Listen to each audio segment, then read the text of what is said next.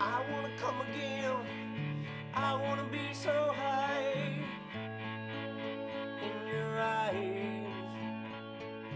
I wanna disappear inside you and be alright tonight. You say your medicine is all that I require,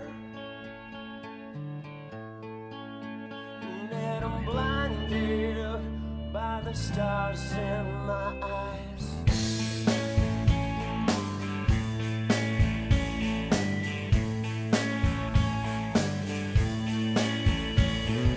I would never disappear when I'm open wide, if it's most of the time. I've been sinking here 'cause I can't seem to make up my mind. You say your innocence is all that I desire, and that I'm blinded by the stars in my eyes. It's true, I've been dreaming of you. Nothing I take can help me escape that truth. You need me, well, I need me too.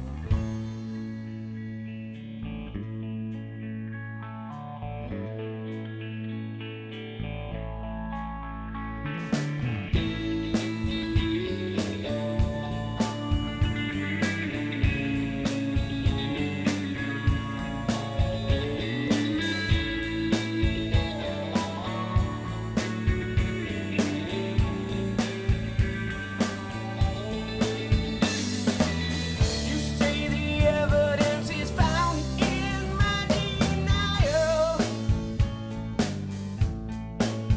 and that I'm blinded by the stars in my eyes. It's true, I've been dreaming of you. Nothing I take can help me escape that truth. The way I behave always gets in the way. Nothing I say can take my reputation away. You need me, I need me too.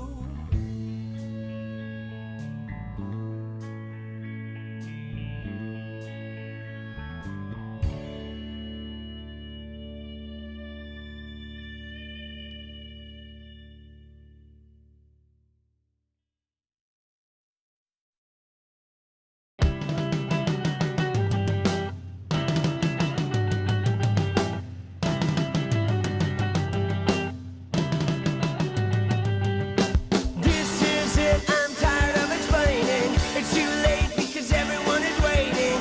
That's great, so why are you complaining? You're on blue.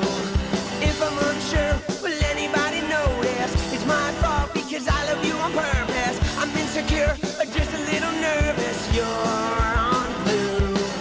Who knows you're on blue? When every bruise looks good on you, tell me who knows you're on blue. When every bruise looks good on you. You found out that nobody is perfect, and you doubt that anything is worth it. Look around, the world is a circus. You're on blue. So provoking, I forgot to mention. Are you joking? I need some attention, and nothing's working to change your direction. You're Yo! What up? Knows you're on Let's go! blue. When every bruise looks good on you. Tell me who knows you're on blue. When every bruise looks good on you. What up? Won't you hold my hand? Are you gonna deny this? Do the best you can. I haven't got a plan, but I'm gonna survive this. That's just who I am. Let's go!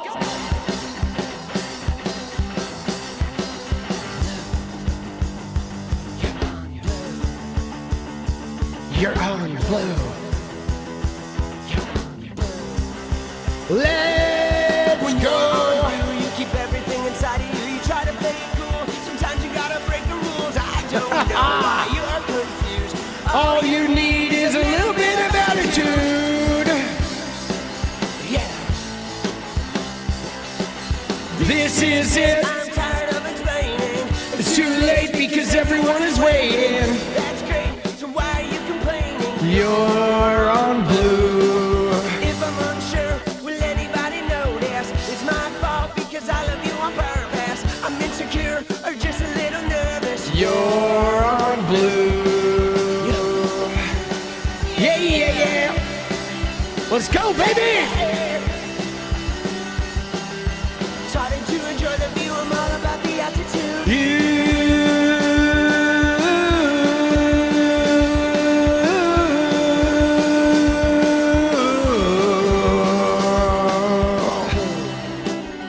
Knows you're on blue. And every bruise looks good on you. Now tell me who knows you're on blue. And every bruise looks good on you. You know what's funny? You know what's funny about that, Furrow? About the diction? The diction thing is I used to have people that were fucking like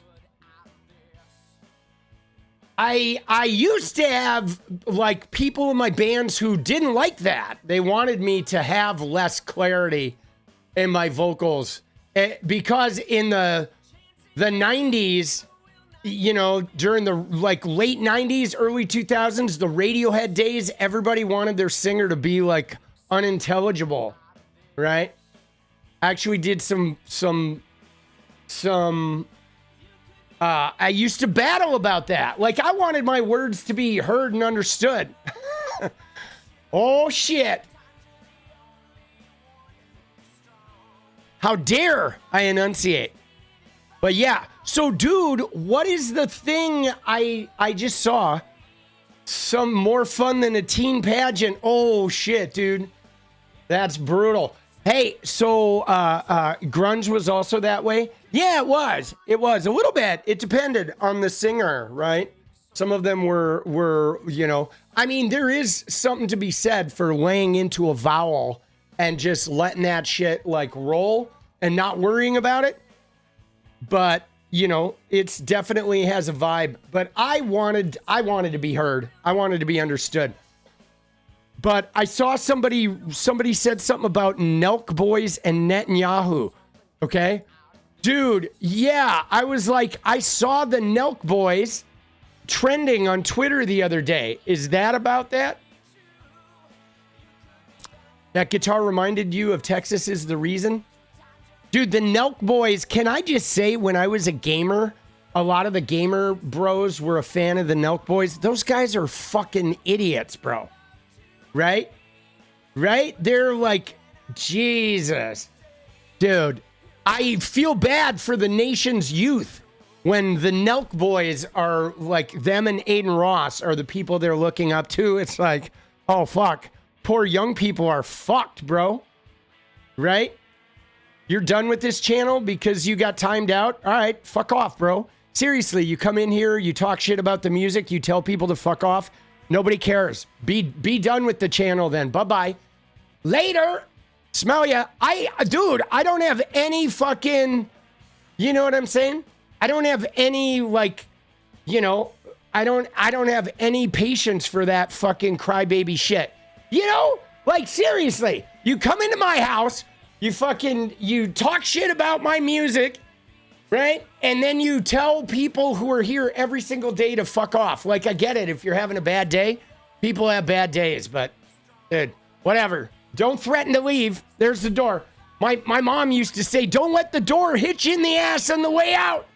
And that's how I feel, bro. Like, whatevs. Dude, it's too bad, though. That guy was here a lot. I don't know what his deal was, but whatevs. Dude. Yeah, dude, see, 𝗏𝗏𝗃𝗏 was not completely toxic back then, right? Oh, shit.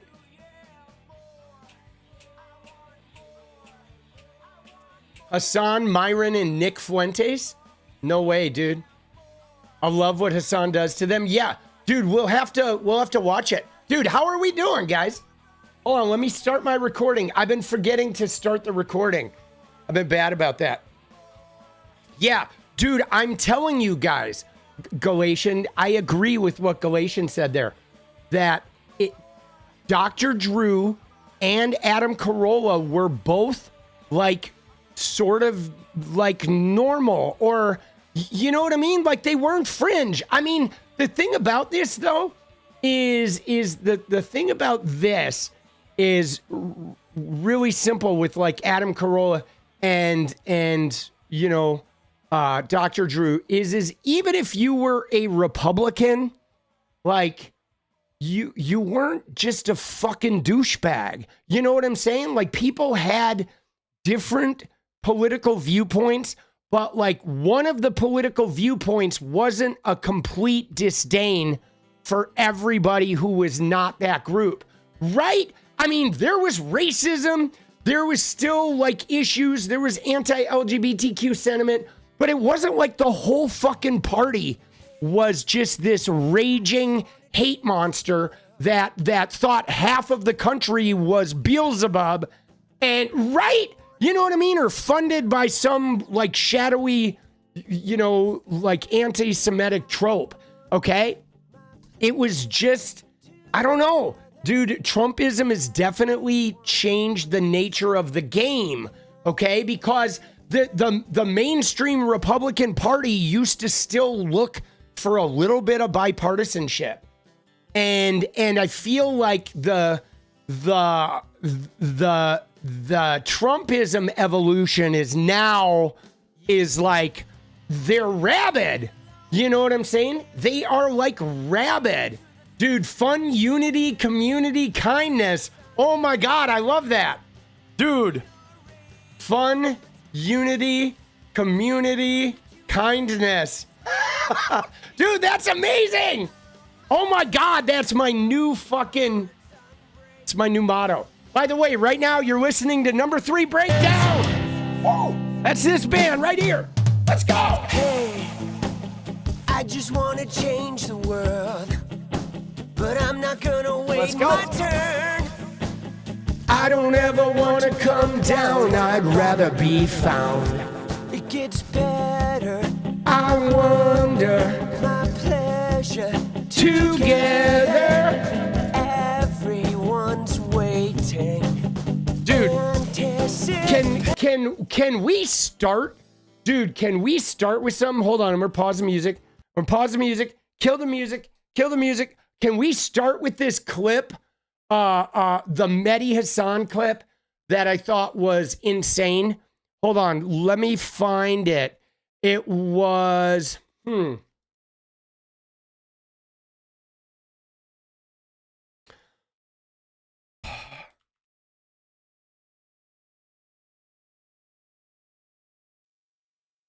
oh, this guy, right? This dude.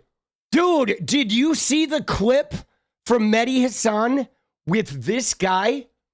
Dude, with this dude? Like, this is unreal. This guy. Let's watch this clip.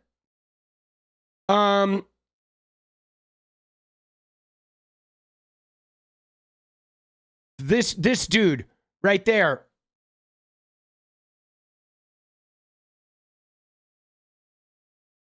dude, it's unbelievable. Like, you know what I mean? Because you look at this shit and you look at this and you think, like, is this guy just playing a part? Right? Is he an actor? Like, there's no way, right? There's no way that this guy is such a clown, right? I watched this clip and I'm like, oh my God, dude, like, keep this dude away from women, keep him away from children. You know, this guy is a danger to himself and others, man. You know what I mean? Let's find him. Oh, here he is.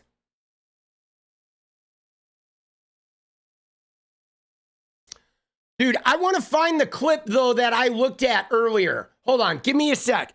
Because I see the 𝗙cie clip, but there was one specific clip that I had. Let me find the one clip that I had that I was looking on earlier. All right? Because I found a good one, and before we get into it, I want to make sure it's the exact one.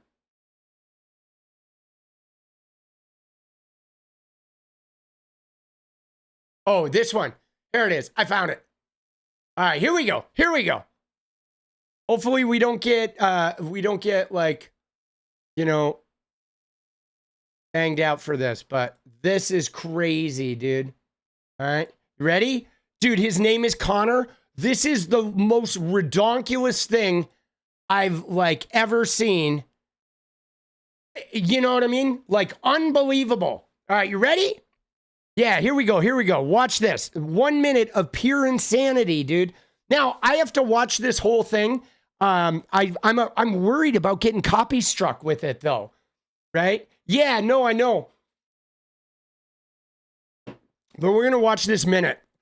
Quite frankly, if Trump is anti-constitution, good, and I think he should go further. So this is wonderfully revealing of the modern conservative mindset. So I appreciate you spelling it out so openly. Just checking, do you support the Second Amendment? I do. Okay, surprise! I was shocked to hear that. I'm saying that Donald Trump is defying the First Amendment, the Fourth Amendment, the Fifth Amendment, the 14th Amendment. He's thinking of defying the 12th and 22nd Amendments. You're saying you don't care about the Constitution, but actually you do because you quite like the Second Amendment. You just don't like the bits that you disagree with. Can I just be clear on that? Yeah, absolutely. Okay. I'm more than willing to amend it and include whenever the it's in Second your Amendment. favor. Yeah, absolutely. Okay. So can Democrats do the same when they're in office? No, absolutely not. Because So you don't it's the believe in friend enemy. democracy? No, I don't. Absolutely not. What do you believe in?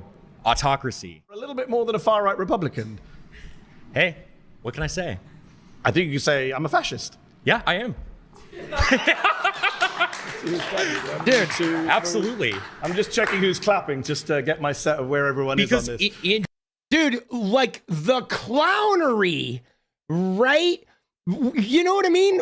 The think about this, okay? The clownery involved with this guy, because he, first off, he's like excessively smiling, right? Like his behavior, like, absolutely. Oh, I'm so excited about autocracy. Oh, right? Like, dude, I mean, he's got to be playing a part, right? I mean, this is the problem with the Jubilee people, right? Is the Jubilee, I don't know if you've seen this, but we've looked at their videos before. So what Jubilee does is they get like people that are trying to be internet famous, okay? So people get on there and they get to throw their Instagram handles or whatever. They hope to make some type of crazy momentum that they can spin off. If you want to be a right-wing influencer, right, you can say some crazy, outrageous shit. And then maybe if you get some notoriety, you go viral. They think you're going to get a, you know, some type of career out of it. But the fact that he's like, his core belief was he believes in the Second Amendment. Okay, Second Amendment, yeah, man, I'm all in. But all of the other amendments are just like, he doesn't even, like, I bet, I'd be willing to bet he does not even know any of the other amendments. None of them, right? It's obvious that he has, amosexual, I think, is a great phrase for it, right? Because that's a great phrase, man. because his awareness level is like zilch, like negative awareness. But yeah, I support the Second Amendment. I support us amending the Constitution at will or defying it. Well, you guys, nothing, right? Autocracy, right? Fascism. I'm a fascist. Dude, that shit is nuts. Between that one, right? That one and the other guy that I saw on this that I thought was hilarious was the freedom of speech guy. Remember the other guy who's like, do you believe in the First Amendment? And he's like, no, I believe in freedom of speech. We got to look at that guy, dude. Oh, Lord.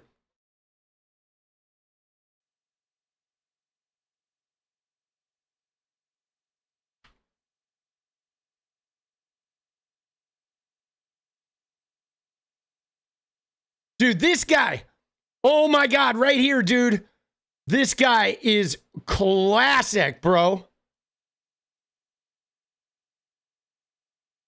Watch this. Oh, Lord.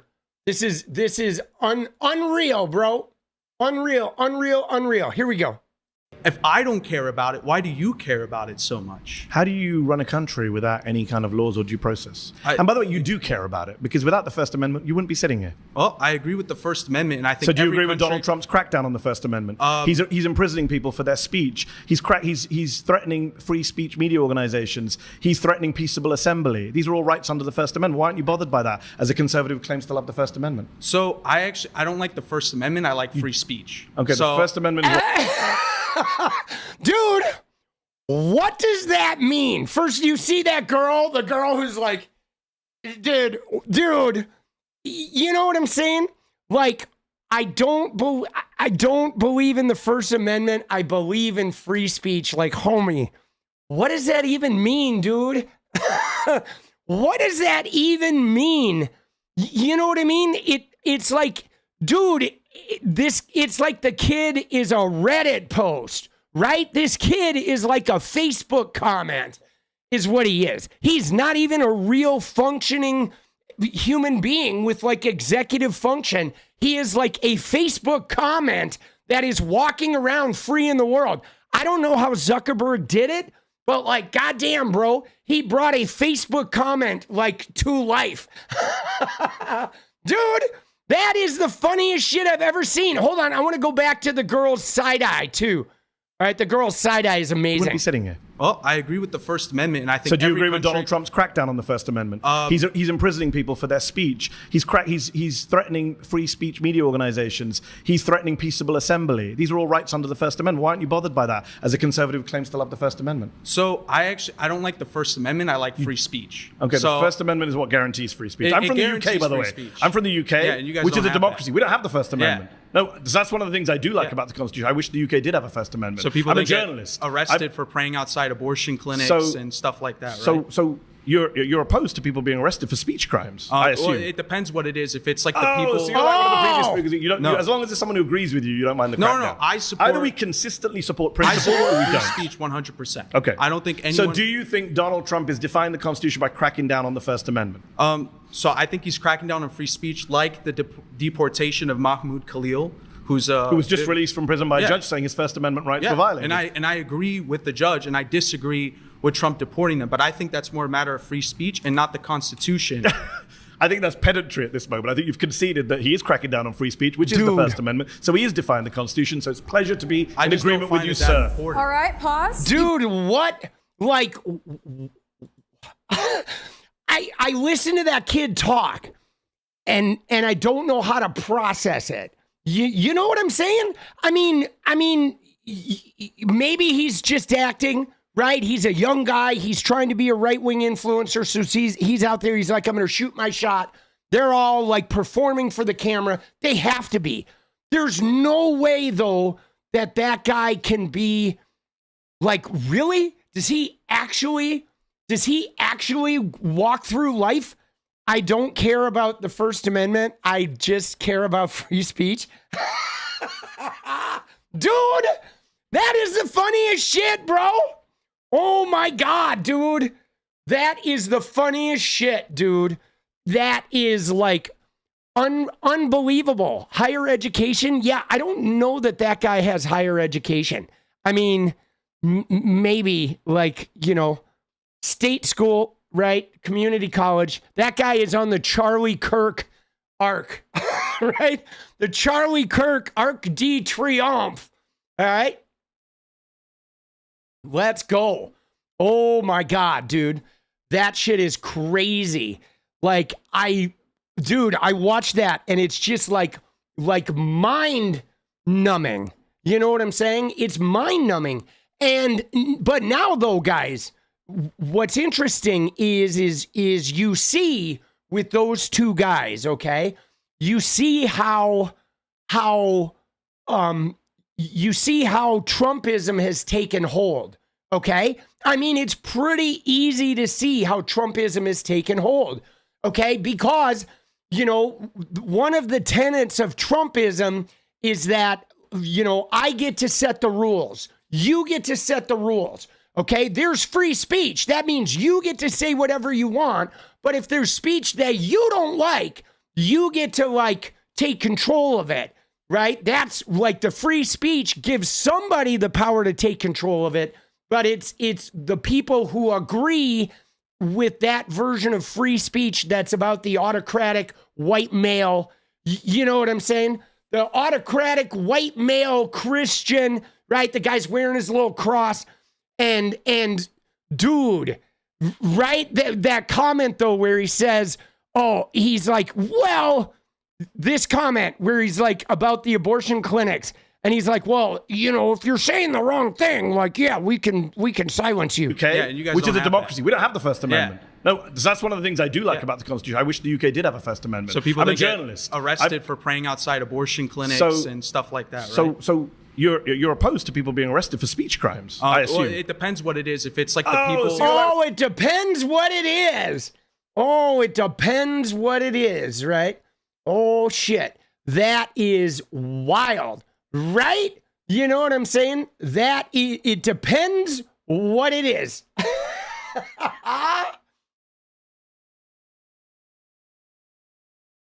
Dude, isn't that hilarious? Oh, shit. That is just hilarious, bro. That is so funny. So, yeah. Religious extremism. Yeah, well, so, I mean, I think to a degree, I feel like there is definitely some accuracy, right? There's definitely some accuracy there that it has to be religious fundamentalism that gives that type of exemption, okay? Because when you think about it, when you think about it, okay, when you think about the scenario that exists where this idea that you're a level above. I mean, this is one of the main issues that I've had with the rise of religious fundamentalism, because it used to be that everybody was religious. When I was younger, everybody just sort of went to church, and then you had some of the crazy people that were sort of extremists, like anti-abortion or anti-gay, but they were kind of fringe, and even if people agreed with them, they stayed away from the fringe for the most part, except for the zealots. But there wasn't this crazy extremism where there wasn't a core group of fundamentalist extremist religious people in government, okay? And if there were, it was hidden. You didn't see it. But it feels like with the decline in Christianity, as more and more people walk away from Christianity, the people that are fundamentalists have gotten more and more extreme because they look at the declining rates of Christianity as some sign that the devil is now embedded in society, taking over, right? Sodom and Gomorrah, right? They're like the end times. They get those juices flowing, right?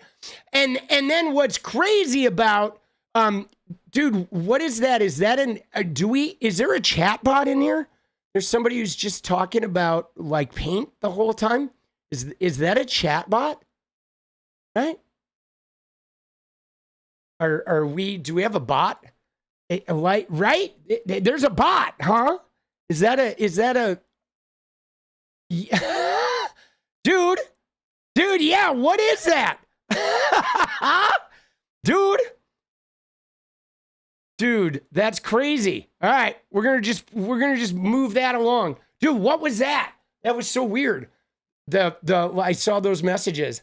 That was crazy. But anyway, to get back to the point, dude, that was wild, bro. Sherwin-Williams, spokesperson. Dude, I know, man. I'm just looking at it every 2 minutes. There's like taupe, light blue. Dude, you learned some new things about paint. Oh yeah, that was fun. But thank you, taupe, taupe O'Neill, right? Taupe O'Neill gave it. Taupe O'Neill. Oh my God. So, oh shit. That's who he is. He's a Nazi influencer. Of course he is. Connor E., a cloud engineer, University of Denver. Okay. This is the guy who, and so he's a Nazi. They actually had a Nazi influencer on there.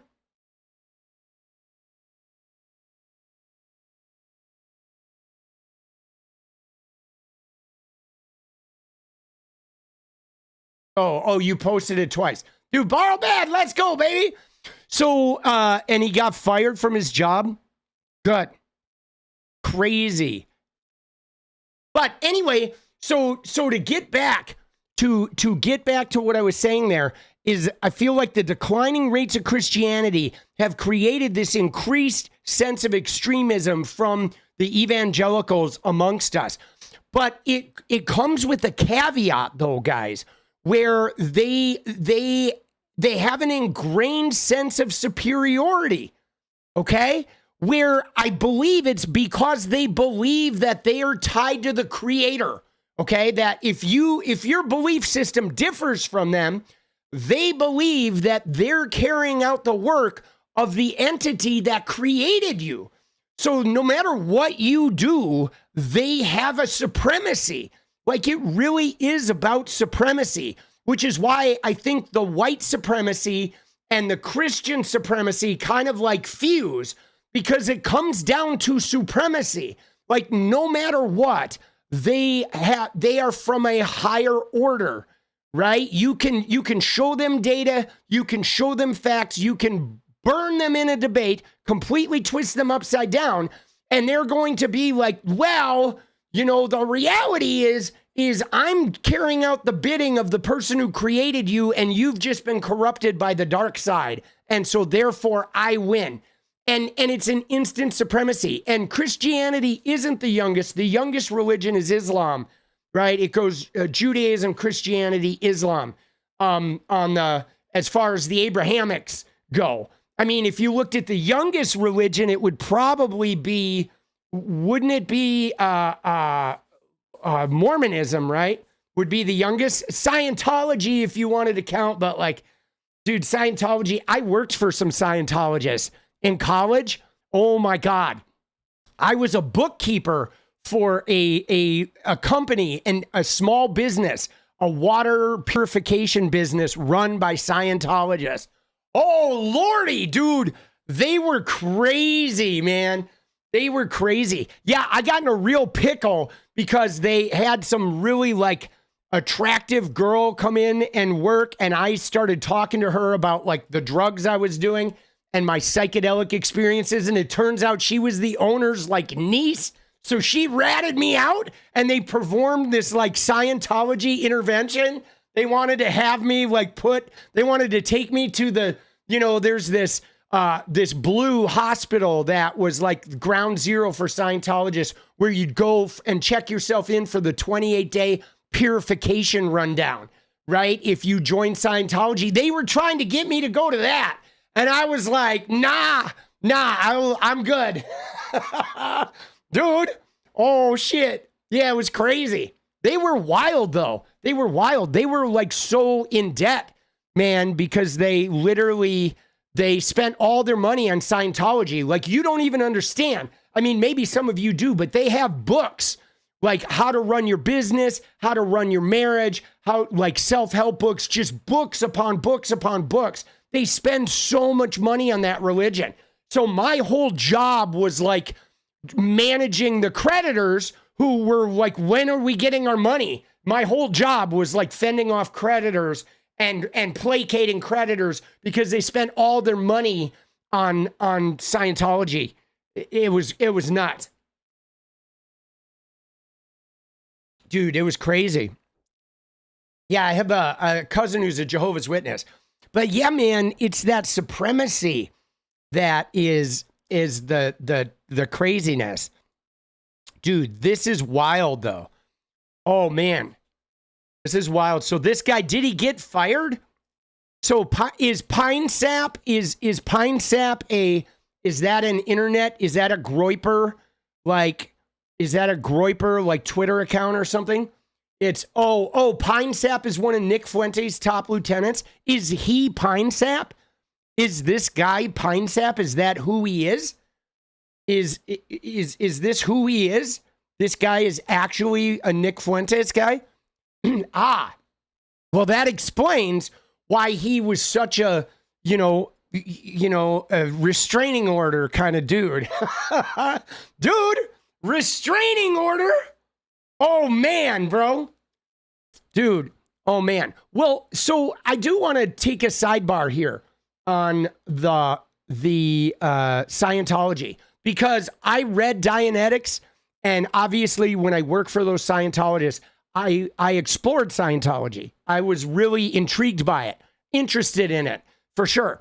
And one of the things about Scientology, though, that's really interesting, guys, is if you look at the core tenet of Dianetics, which is this idea that you can go in a therapy session and they try to become what's called a theta clear.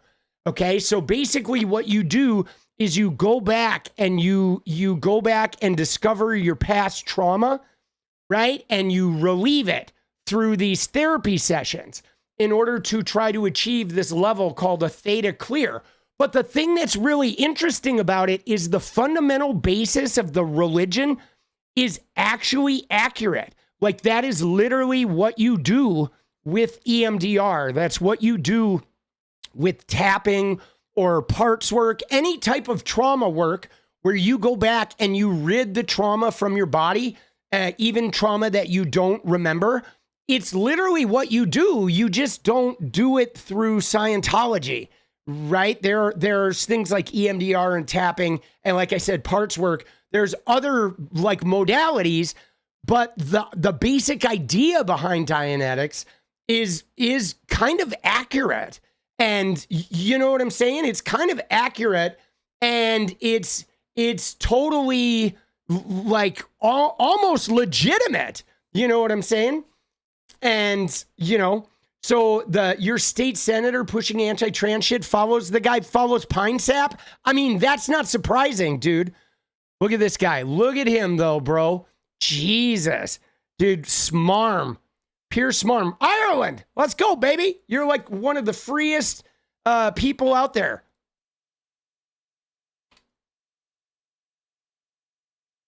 So that's him. Fired for being racist after viral Jubilee video. Look at him though, dude. God. Of course this guy's a groyper, dude. You know what I mean? Like, holy shnikes. This guy is like the most groyper of the groypers that I think I've ever seen. Homie, man, his browser history, I'm sure, is just brutal. You know what I'm saying? You know what I mean? Just brutal. Dude, even his mom, I don't think his mom is even down with this shit. His mom is like privately ashamed. I shit you not, dude. His mom is privately ashamed, right? Privately ashamed of this guy. Dude, I gotta save this image, dude.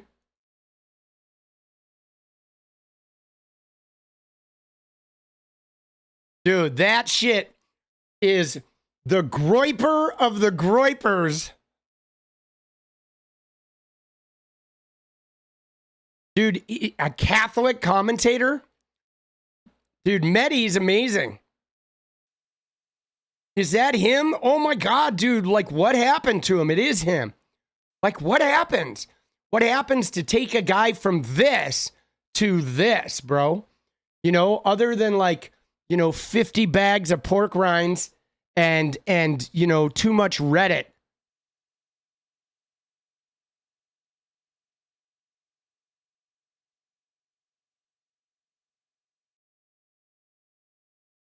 Jesus, dude.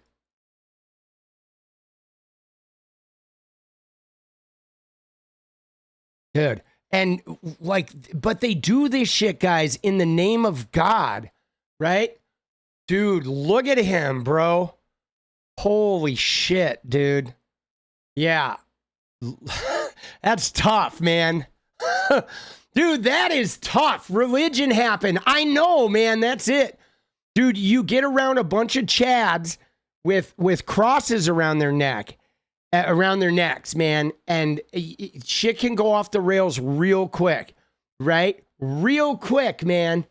Dude, look at that, though. Homie is like, dude, he does. He looks like Ted Cruz as a Call of Duty player, right? You know what I'm saying? If Ted Cruz didn't run for Senate, but instead got addicted to Call of Duty, this would be him, bro. Dude! Oh! My God! Teddy! Oh! Dude, I'm calling it, bro. Oh my God, dude. Dude, what are you saying here? M, are you being anti-trans in my chat, boss? Right? Is that what's going on with you? Right? Channel activity. What do you got? What are you doing? Right? Is that some anti-trans shit? Come on, man. That's gonna be the end of you. I'm telling you. Right? Yeah, I think there have been issues. I think there's you know, some issues. Bye-bye. Thank you. Sorry, I don't fucking, you know, first off, I don't take kindly to somebody proselytizing some bullshit religion to me in my house, for starters. And secondly, when you do anti-trans stuff, right? You know what I'm saying? He said that at Trump. What do you mean?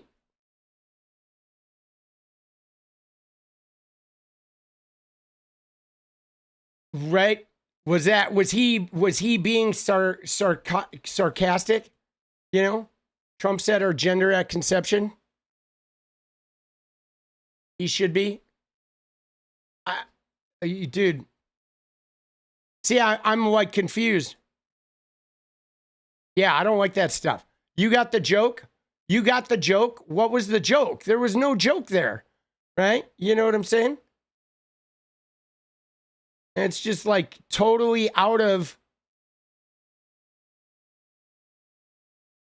right?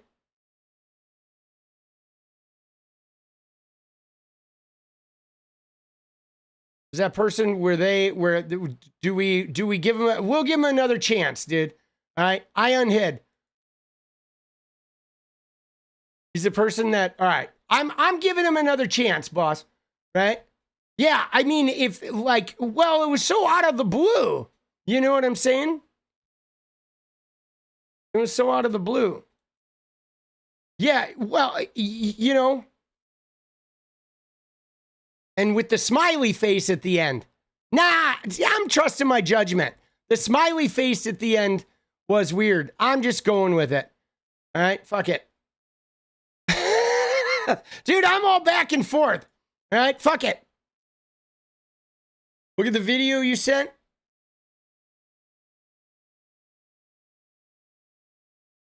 Yeah, well, hey man, I'll say this. You ready, guys? If I hide you unintentionally, just join the Discord and we can figure it out then. You know what I'm saying? The Discord's down in the description. If I hide you for being anti-trans or whatever, and you really were just joking and it was a big misunderstanding, come to the Discord and talk about it and we'll get you back in. You know what I'm saying?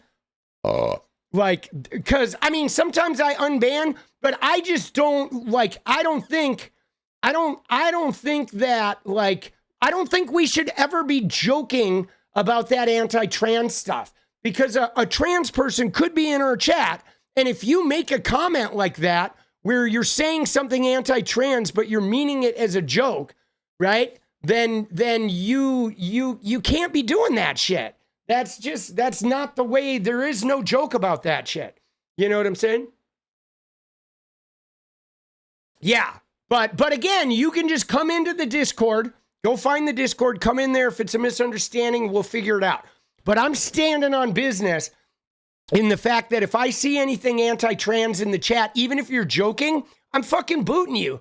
And so, because you shouldn't joke about that. That's like saying, oh, dude, oh, you dropped the N-word, but it was in a joke. Nah, it's not funny. Dude, fuck that. Dude, let's go, Chris. Appreciate you. All right, let's go, dude. Let's get a goal going. Let's try and get a dance. All right? Dance party. 1 hour. And you know, I'm tender about that shit though, right? I just don't think that that's the shit to joke about.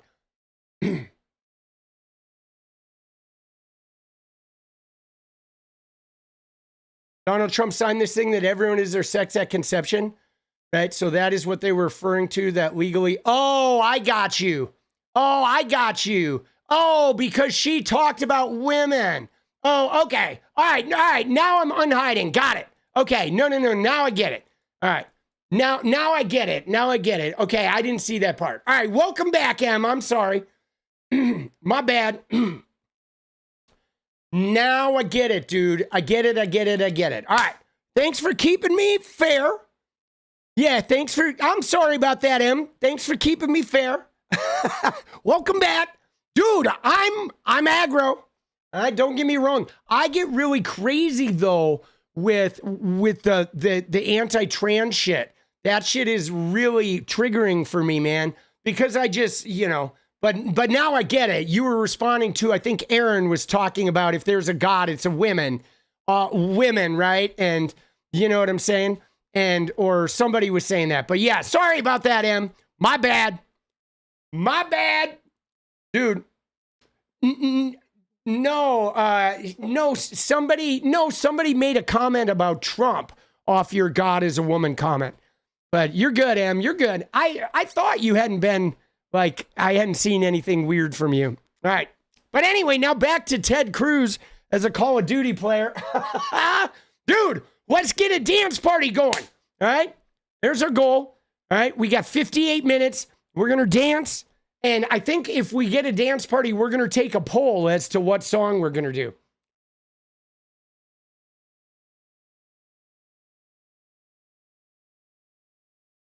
Oh my God, dude. Oh shit, look at this. You see this tweet about pine sap? Dude, look at fucking Juniper, right? Look at this tweet. Right here. Woke is so back. Dude, this is the greatest tweet I think I have ever seen in my life, man. Oh my God, the soy-faced fascist guy who lost a debate to Mehdi Hasan just lost his job too. Look at him. Look at this insufferable person. He says, my name is Connor, and I was recently shown in the latest Jubilee episode. As a result, unfortunately, I was subsequently released from my job. Dude, homie's got the word salad going, bro. I'm raising money as an emergency fund and for other expenses while I look for a new job. Oh my God, he's going to try to do the Shiloh Hendrix, guys. He's trying to Shiloh Hendrix his fucking, right? He's trying to Shiloh Hendrix. He's trying to use this as a way to raise money. Dude, yeah, dude, there you go. Oh my God, be a Nazi, raise some cash from the other Nazis. To clarify, I was terminated from my position for holding fully legal, traditional, right-wing political views. Fully legal, traditional, right-wing political views. But wait a second, guys. This is the guy who said he was autocratic. He believes in fascism. And now when fascism comes in and fires his ass, He's like, oh, I don't believe in fascism no more. Dude, this was the guy who's like, I don't care about any of these amendments. I believe in autocracy, right? And it's like, yo, homie, you got canned, and now you're like, oh, I was holding fully legal traditional right-wing political views. Dude, I mean, this is important, guys, because this guy is like, he's a fraud, right? He's a fraud because he said he stands for like that thing, but when that thing affected him, he doesn't stand for it, right? He just completely is making shit up. This is cancel culture and political discrimination on full display. I just went to the Rift where I shared my story of what happened. You can watch it there. Dude, that's crazy. Oh my God, I love that though. Woke is so back. Oh shit. Dude, that's hilarious. Oh my God, dude.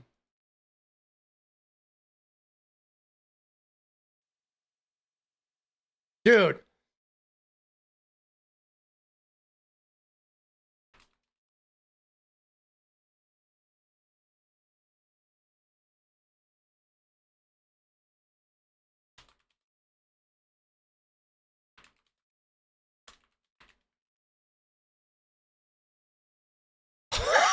Dude!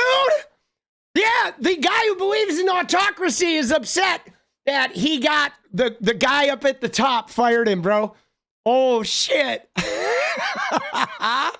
That's amazing. Oh, my God, dude.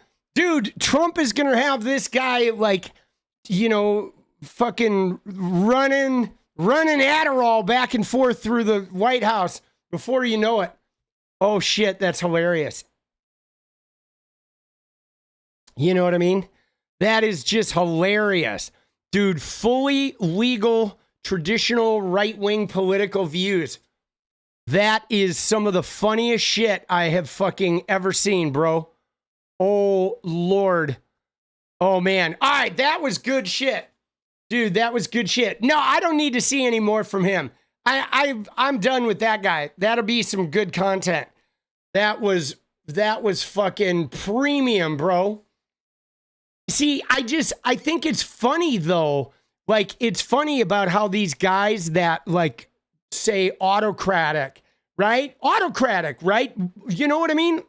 Like universal absolute power in the hands of one, right? But then the minute like somebody exercises power over him, he's like, whoa, I've been unfairly terminated. But like, dude, you said you didn't believe in democracy or any of that shit. You actually said you embrace the idea that one person has absolute power and can simply, you know, execute said power, right? And now he's like, dude, now he's crying, bro. Sorry, buddy.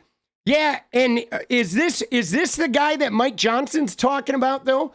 The unemployed 35-year-old that's in his mom's basement playing video games? Is he on Medicaid? Dude, let me see your Medicaid ID card, homie.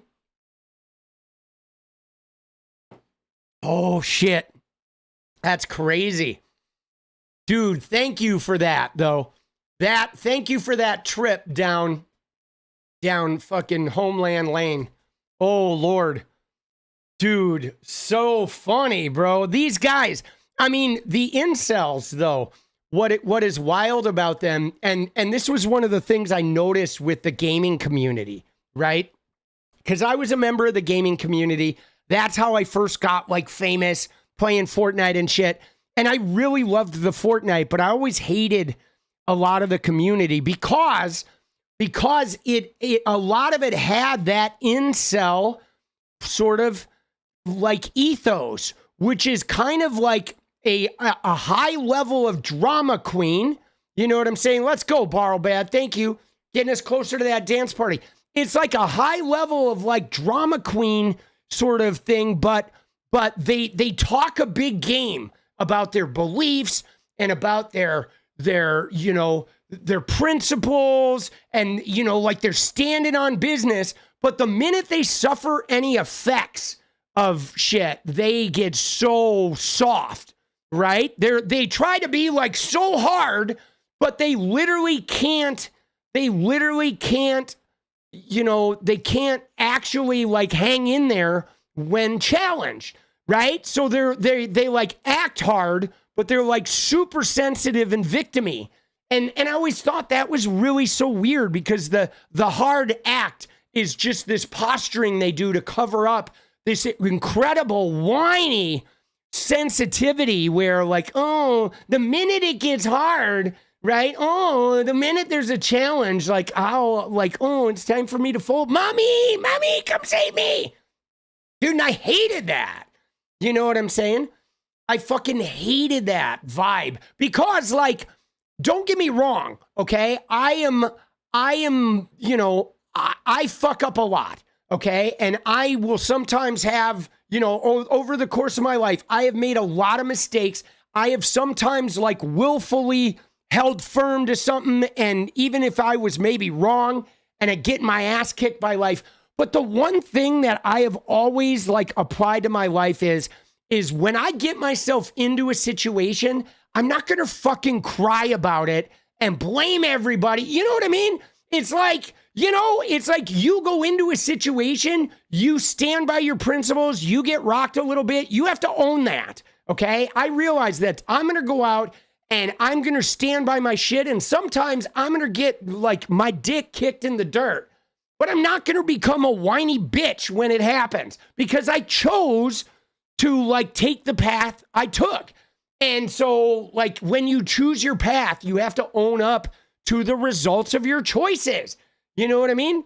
And like a lot of the gaming world was just not like that, man. They make choices and then they're like, oh, it's everybody else's fault afterwards. I'm like, bro, not cool. Dude, Jeffrey, let's go, dude, for the Connor Rehabilitation Fund. Yes, guys. Thank you, SK. We are now 3 away, baby. 3 away. Oh, shit. It only registered 2. Why does it do that? What the fuck, bro? Oh, there it is. There's the third one. All right. I was like, dude, it cut us off. We're 3 of 10, baby. Dance party for Connor's rehab. Dude, I wonder, that's so funny, bro. Jesus. That is wild, bro. Oh, man.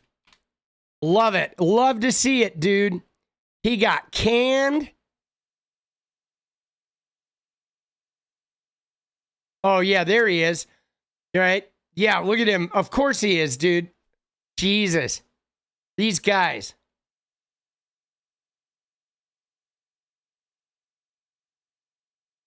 Dude, somebody donated $2,000 to him, bro. Wow. Crazy. Give, send, go. He's got $7,000. Look at that. Oh, dude, look at that. Sarah Stock. You know who's chiming in on his behalf? Remember the racist chick from the other Jubilee video? Right? They're like wild, dude. That's a new thing, guys. Be a Nazi, get paid, right? Be a Nazi, get paid. Welcome to America, right? Where now you could take your hood off and get paid for being a Nazi. All right, moving along, dude. We got to look at the Epstein shit, bro. This is crazy. Dude, dollar straws. Let's go, baby. Appreciate you. On set. Love it. Well, I'm sure Jubilee like searched that shit out, right?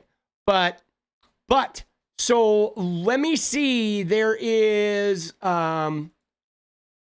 was a video, a CNN video that I had, because you may not have realized this, but literally, guys, Jeffrey Epstein just shut down Congress, okay? Jeffrey Epstein in 2025, Jeffrey Epstein just shut down the U.S. Congress, okay? They have a break scheduled for August that is a regular, normal break for Congress to take, the August recess. But, like, check this out, dude. All right? This is nuts, bro. Here we go.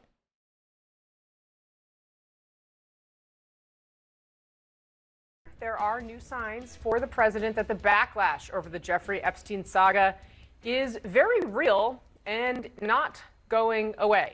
Right now, there are two major developments on Capitol Hill. A vote on a measure to force the White House to release all federal records related to Epstein now has enough Republican support in the House. At least 10 GOP lawmakers have now signed on. You see that? A vote to require the release of all Epstein documents has enough Republican support for it to pass the House. They have the votes, okay? They have the votes for this bill to release the shit. But MAGA Mike is not going to bring it to the floor, which means and the thing he's doing means they can't do any business all week. He's shutting the whole Congress down. Meaning that leadership has to hold a vote. And just as that news was breaking, the House Speaker, Mike Johnson, is telling CNN that he's not going to hold any vote on anything related to Epstein this week. Why does that matter? Well, this week is the last week that Congress is scheduled to be working until September. We need the administration to have the space to do what it is doing. So no vote on this resolution before No, August no. 27th. So there you go. There are new signs for... So there you go. So they have the votes to force the release of the Epstein documents, and MAGA Mike is actually going to pull the plug on it. He won't bring the vote, bro. Everybody is pissed about this, dude. Right? So here we go. This is it. The House Rules Committee isn't returning at all tonight and likely not at all this week amid Epstein and other issues. Scalise confirms to me it's not likely rules return, meaning House would leave without advancing immigration and several other bills. But this is crazy, though, too, because now in order to bury Epstein, though, they're sacrificing their own agenda. They're not going to pass their other shit. They're not voting on anything this week. So they're shutting down the whole Congress in order to block the release of the Epstein documents through September. But then they're not advancing their immigration bill. They're not advancing any of their other stuff. They're shutting all of their stuff down. Dude, what are they doing? They're literally going to shut down all of Congress. Jeffrey Epstein just shut down the entire Congress, right? And AOC says, so let me get this straight. Republicans have grounded Congress to a halt and are considering adjourning the entire House for 6 weeks to avoid releasing the info they have on Epstein. Ha! Oh, that's really interesting, right? Dude, they're going to shut down their whole agenda. Now, I feel like that tells us a lot. That tells us a lot about what's in there, right? There is something that is so like smoking gun. You know what I mean? The budget is already passed, Bradshaw. The budget, the big bullshit bill, that's already passed. That's already done. They already been signed. That's done. So they got that. They avoided the end of the debt ceiling, and they can, give away their tax breaks. They got their big tax package done. And, the gutting of some agencies and their cuts to Medicaid and all that. But they had immigration bills. They had a number of other bills that they were trying to sort of eke through that now they're not getting voted on either. Everything is just going to shut down. But it's crazy that after 5 years, guys, 5 years of Epstein, it's the Democrats, it's Epstein. What's up, Peter? You know what I'm saying? 5 years of these guys honing in on this shit, just literally living and breathing with Epstein. The list is on my desk. We got all the material. It's all coming out. Phase 1 is released. And now they're shutting down the entire Congress, putting the entire Trump agenda on hold, in order to prevent the vote. Now, the question somebody asked is, will they have the votes when they get back? Now, here's what we need to do, guys. I feel like during this 6-week congressional break, if Congress people go home and have town halls, oh my God, you got to hit the shit out of the town halls. Epstein should be on the lips of everybody in the town halls, okay? Right? is the next government shutdown is September 30th. Oh, see, I thought the big, beautiful bill was the budget. That wasn't the budget? All right. I thought that was the budget. But so the protests are going to be protests, but I think if they go, right?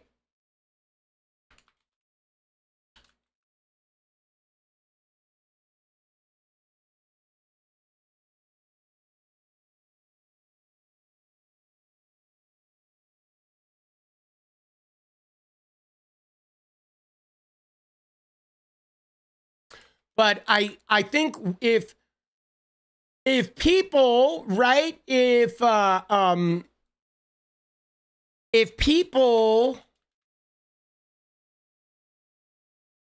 oh, I guess you're right. Yeah, so I guess the big beautiful bill wasn't the budget. Yeah, but all right, so they do have a budget bill coming up.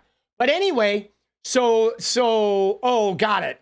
Because of the CR they passed with Schumer's help, has it. But anyway, to get back to the point here is during this break, okay? During this break, I'm certain that some of these Republicans are going to do town halls, okay? Some people are going to do town halls.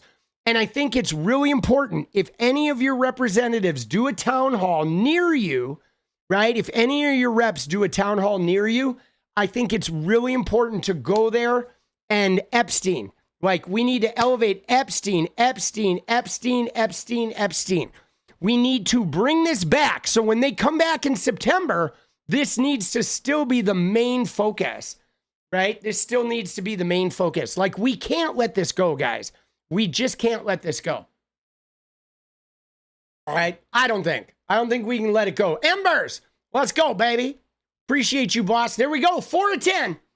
40% of the way to the dance party. Dude, they're shutting it down over Epstein, right? Here we go. Just to put this in context, the House Rules Committee needs to report a rule so the Speaker can put bills on the floor. The Rules Committee is paralyzed because of how the Speaker is dealing with the Epstein issue, so the House can't do anything of substance this week. They literally cut off their nose to spite their own face, okay? Right? They had a series of bills. And I mean, look at the news stories, though, right? This is crazy. Look at this. Incredible. House Republicans have shut down the Rules Committee, effectively canceling House votes this week to avoid Dem amendments to release the Epstein files. It looks like Republicans in Congress are co-signing on a massive Trump cover-up.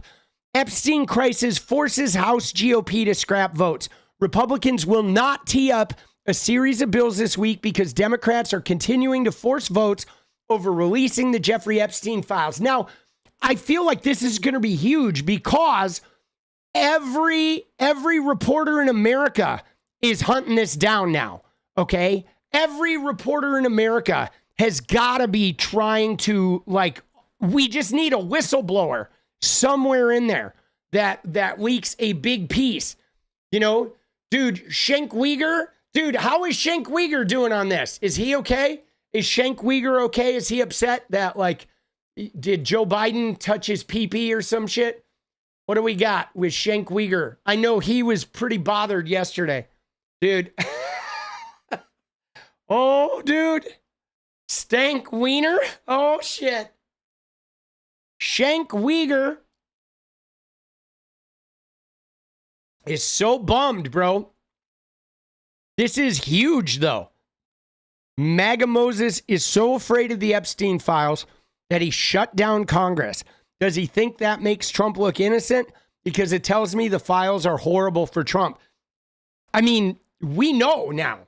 We know that this is sort of beyond, okay? You know what I'm saying? This is like deep, okay? This is deep. As soon as there's enough votes to actually pass the Epstein amendment, they just shut the whole thing down. Wild, man. 𝗙𝗍𝗍𝗃.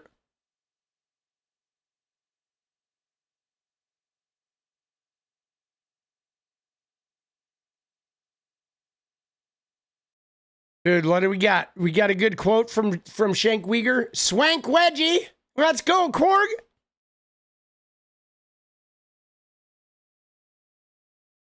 Dude, does he have anything is anything recent? Oh shit!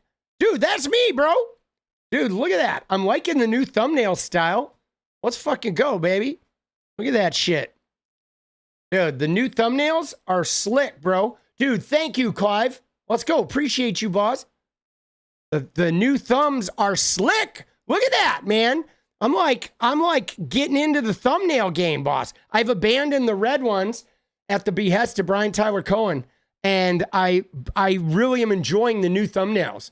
It's complicated. It's hard, right? They're a little different. I'm going to leave the red for the live streams. Right? We're going to leave the old style for the live streams. But, dude, do we have a Shank Uyghur on this? Has he commented on this yet? Thank you, Golf. Appreciate you. I guess he has not. Right?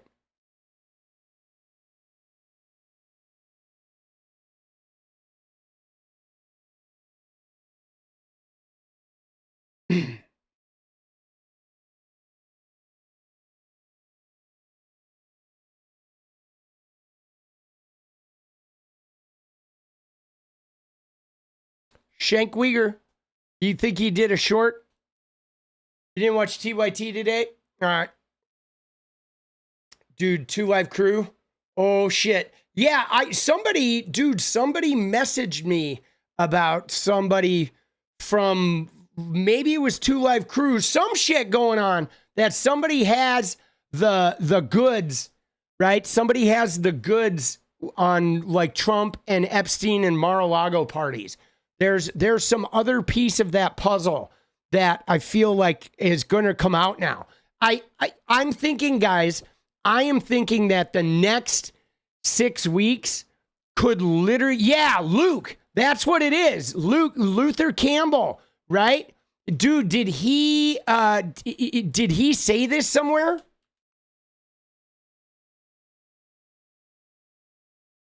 Yeah.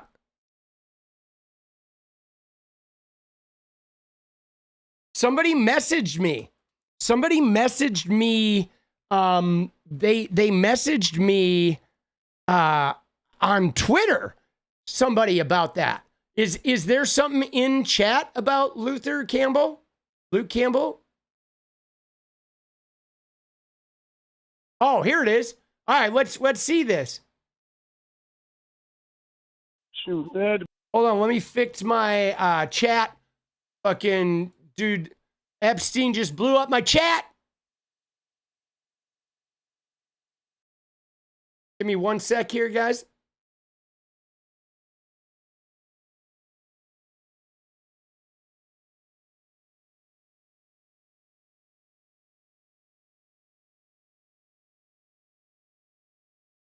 All right, let's see what we got, dude. 2 Live Crew, Luther Campbell left a party because of drugs, sex, and underage women. All right, dude, is this him, or is this the host? Who is this guy? Is this the host? I'm confused here. This guy's the host, right? Yeah. Okay. So this guy, this is 𝗪𝗡𝗪𝗪 Mark Thompson. All right. Let's go. Mark Thompson, baby. Yeah, there we go. Yeah, that's not Luke. All right, so Luke's on the phone. Yeah, let's check this out. Be around 90 something. In the 90s. When he first opened up the mansion in West Palm Beach. So, Uncle Luke, tell us what happened. You went with Eddie Murphy and Mike Tyson. The three of you were together? Yes. Uh-huh. Oh, dude, Luther Campbell from 2 Live Crew, Eddie Murphy, and Mike Tyson. Bro, I mean, dude, back in the day, I think it would have been fun to go on an adventure with those guys.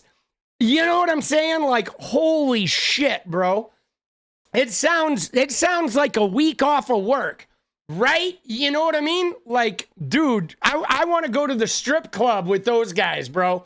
Holy shit. And Donald Trump invited you all personally. Yeah. He invited all us.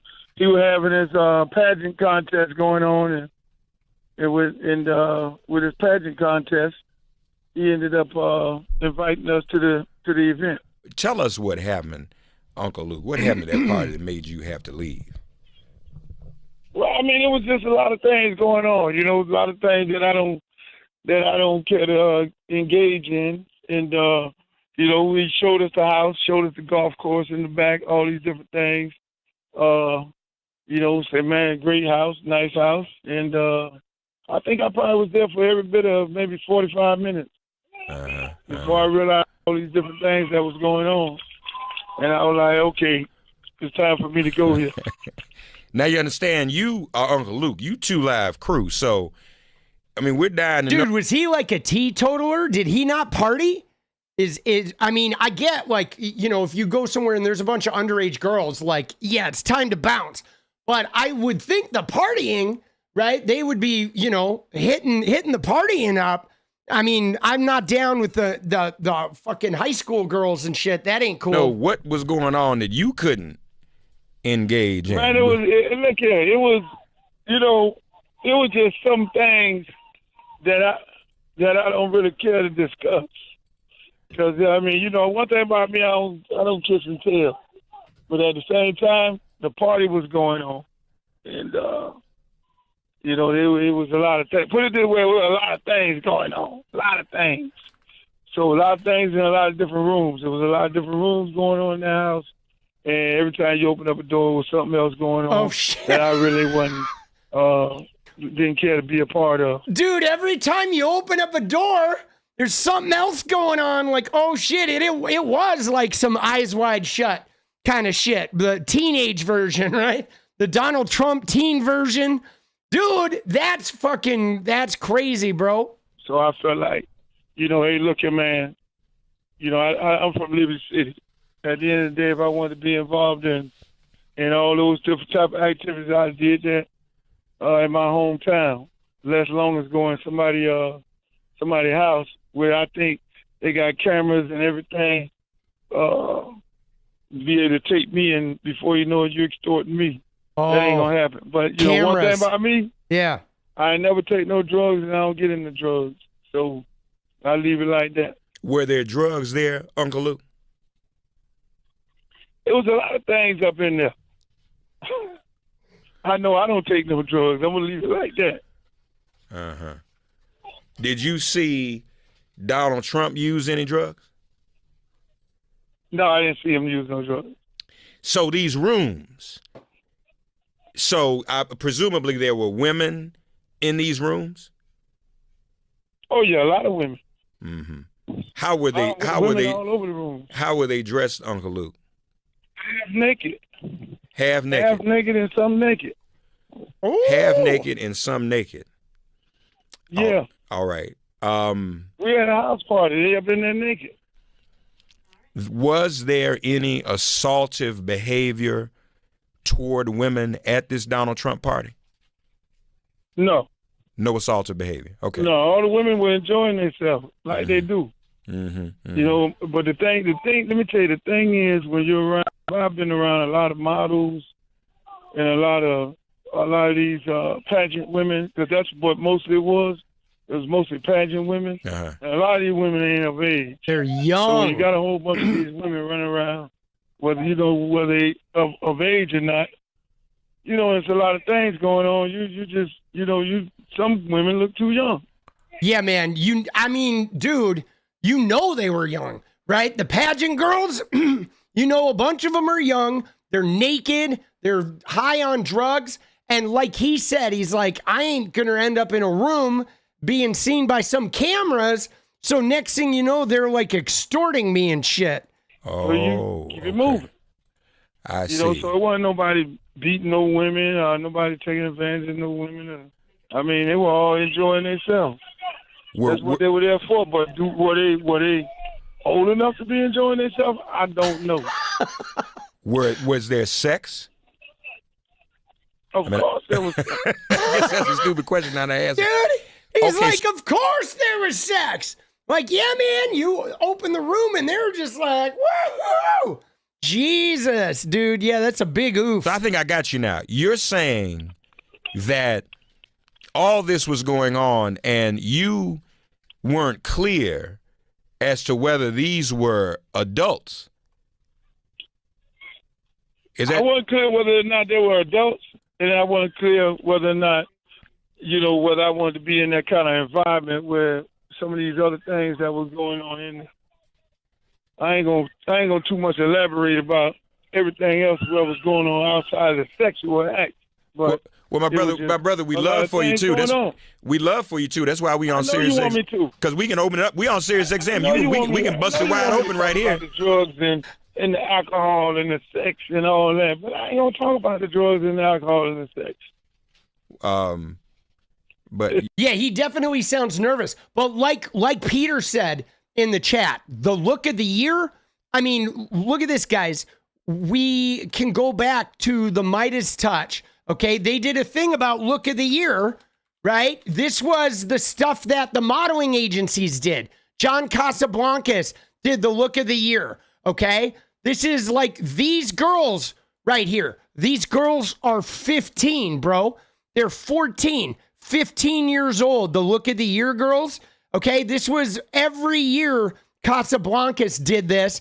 And I mean, you go in there and you look at them, they're literally fucking children, okay, vying for these top model jobs.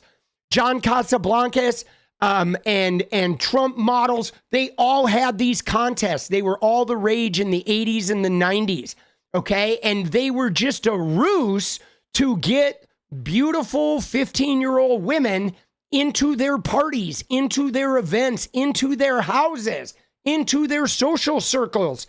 So these are the people that Luke Campbell is talking about. These are the girls that are running around naked, getting drunk and high on drugs and having sex and shit all over Mar-a-Lago. You open a door and there's dudes piling in with the look of the year girls. It's gnarly shit, man. This is some gnarly, gnarly shit. Now, I would like to add, John Casablancas, okay, he's the guy who hosted this event, right, from Elite Models in New York. He married a 17-year-old, guys, okay? This is, right? He married when he was in his 50s, okay? He married one of the women who won the look of the year. She was 17, okay? He was in his 50s. This is John Casablancas from Elite Models. She won the look of a year in his modeling agency. He married her when she was 17, guys, okay? So, and right? This is the kind of shit they were into, bro, okay? It's like we're talking some serious... This is the group, right? This is the group. These are the women. Look at these. Dude, these girls are 14. They're 15. They're 16. You know what I'm saying? Occasionally, there were some that were older, that were more than 18, right? But like, bro, this is wild, man. This is like wild stuff. These are the girls that Luke Campbell is talking about. It is crazy shit, man. It is crazy shit. But now you did say that if you were on XM, you could talk about it. So that's why we're here, man. I mean, people, inquiring minds want to know. I said I could use the profanity and all that there. And talk about, naked people and all that. But then the drug part, I don't want to talk about that part of it. I talk about the sex and all that. All those. Okay, well, talk about. Tell us about the sex. Yeah, there was a lot of sex going on. Mm-hmm.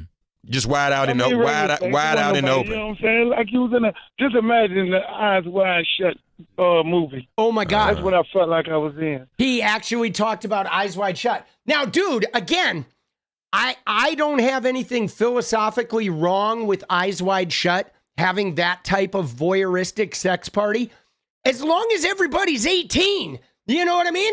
If they're 18 and they're just having a good time, like, I don't have a problem with that shit.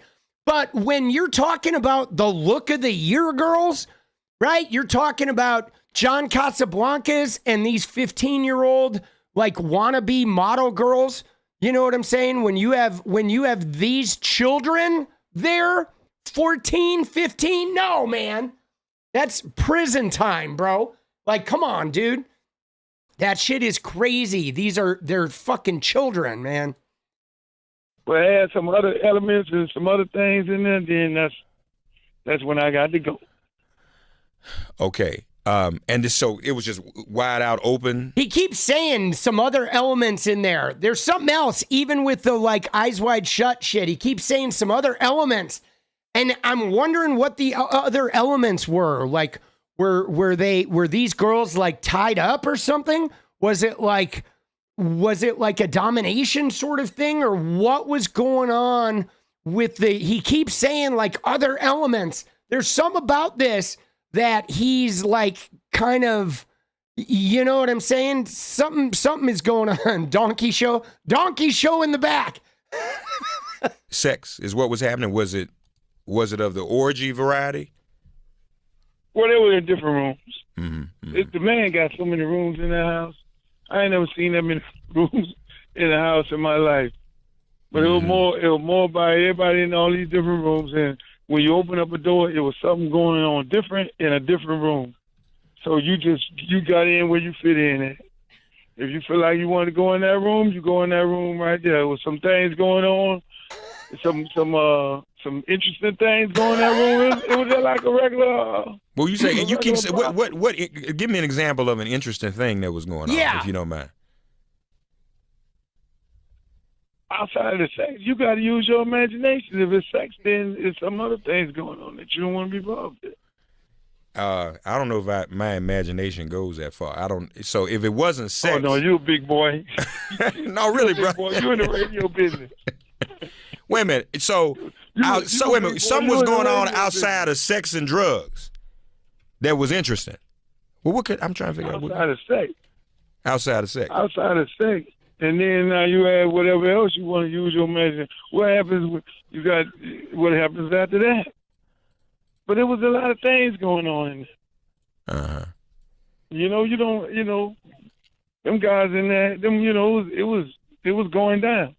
What happens after that? I mean, he's being so cryptic, right? Like, you know what I mean? Like, were there girls that were passed out and sex is happening or something?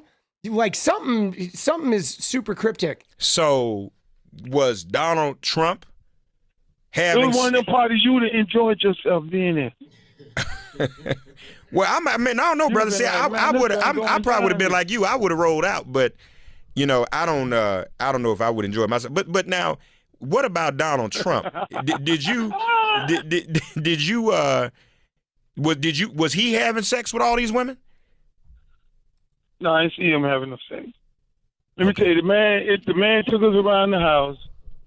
Okay, he said, "Look, I got all these women. I got these women from the pageant. They're gonna be there." So we went. It was like, "Hey, man, I got a pageant down here. I'm hosting these women at the house. Okay, up in Palm Beach. They sent some cars to pick us up. We get in the cars. We drive up there. Me, Mike, Eddie Murphy. We all in our own individual cars. Car service drove us up there. We got there. He showed us around the house. Told us about this mansion and the history behind it and all that. Just the golf course. It was dark. We couldn't see the golf course and things like that. And then before you know it, hey, man, y'all enjoy yourself. We got cocktails and everything. And before you know it, the rooms and everything start popping. There wasn't no DJ. It was more of hey, get in where you fit in. Whatever room you're going to go in, you go into that room. So you say no DJ. There was no music? Or the music was piped in? No, there wasn't no music. No music. That was the interesting part about it. No music. No music. Crazy. That's so women weird. just naked in rooms with no music. Hey, people walk around.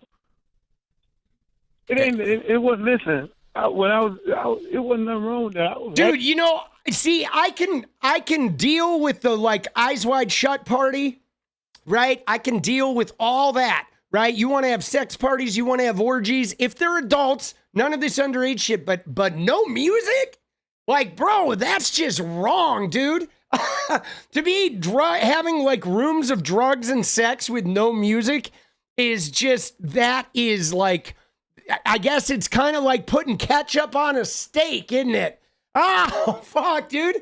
It's like ketchup on a well-done steak. Dude, we got 15 minutes for 3 $2 dance parties. Let's go, baby. Let's hit it. Yeah, dude, maybe that's a Trump thing right there. Be at that party, but then at the end of the day, when I started looking at some of these girls' faces, I was like, man, these girls don't look like they're old enough. I didn't ask nobody their age. And then all the other stuff going on, you know, it was like, okay, I can't be up here. I got to go. If I'm going to jail, then somebody's going to extort me. I really, you know, I don't do drugs. Never did it in my life. You know, I smoked marijuana 2 times, you know, when I was in high school, and I didn't like the experience. As far as drugs, I may have sold drugs. I never liked the people who I sold them to when I was young, because I thought they were stupid for buying it. So I never cared to indulge in it. So when I do see people doing it, if I'm around it, I get away from it. Put it that way. Dude, yeah. No, that was really fucking illuminating, wasn't it? Right? I thought that was really illuminating, just the way he was being so cagey, right? He was being so cagey, and he was being so, you know, like purposely vague. But yeah, something's definitely going on. Thanks, Gorg. All right, we got 14 minutes. 2 more for dance party. Let's get her done, boss. Oh shit. Yeah, no, he was nervous. And that though, the look of the year stuff. Brutus. Let's go, baby. Thank you, boss. 1 more. 1 away, baby. 1 away. He, yeah, obviously can't talk about it, but he kept coming around, you know what I'm saying, to the fact of the youth. Those young girls, man.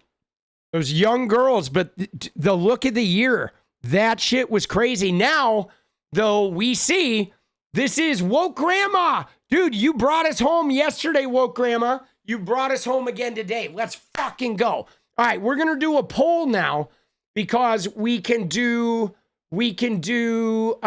take a poll. All right, let me see here.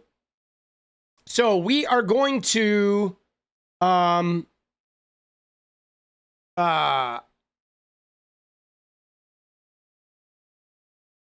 going to pick the song. All right, we can either do my song, Drown, which kind of has a limited dance beat, or one of mine, or we can do the Sweden song, the Deja Vu Sweden guy. All right. We're going to do the poll. We're going to, how long does this poll last? Hold on, let me see here.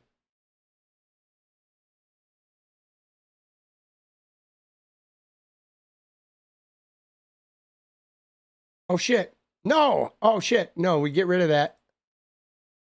All right.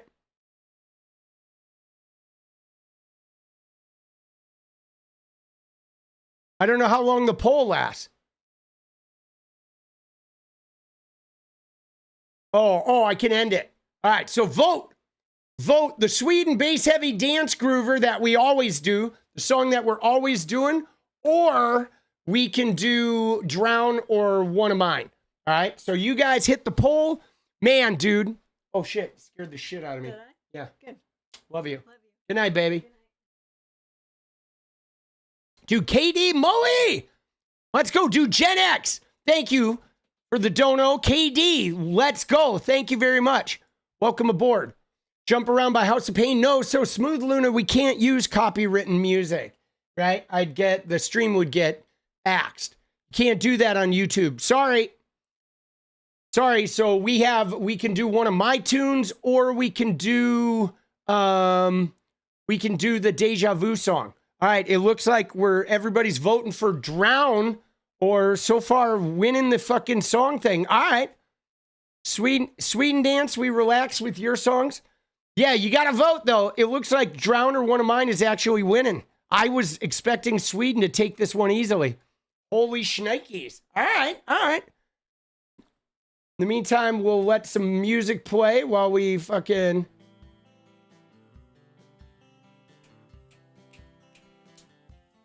And then we'll do another quick poll. I'm going to let it go for 2 minutes. I'm going to go to the bathroom, and then I'm going to come back. So everybody vote now. I'm going to the bathroom, then we'll pick the song. All right? I just want the perfect girl. Hang tight. I don't want to hang around. I'd rather be found. It gets better. I wonder my pleasure together. Everyone's waiting, anticipating.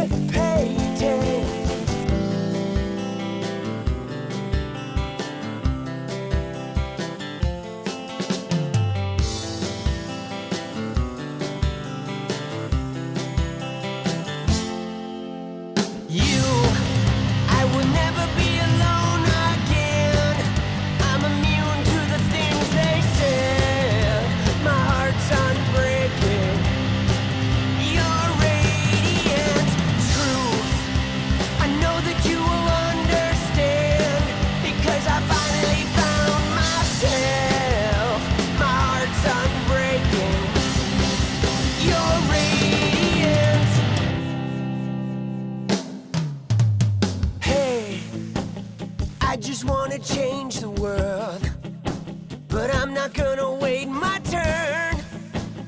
I don't ever want to come down. I'd rather be found. It gets better. I wonder my pleasure together. Everyone's waiting, anticipating.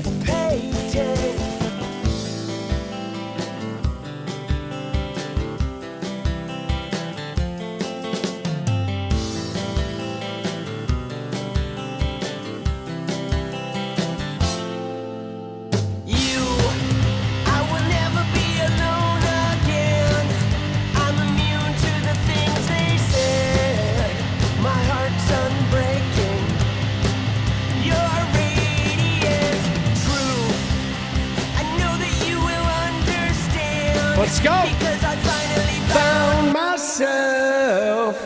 All right. So we're back. All right. So it looks like the winner is Drown or one of mine. So now the question becomes, what song are we going to fucking dance to? Right? 59 votes. This is me singing and playing guitar. This was a two-piece band. This is this band, number 3 breakdown.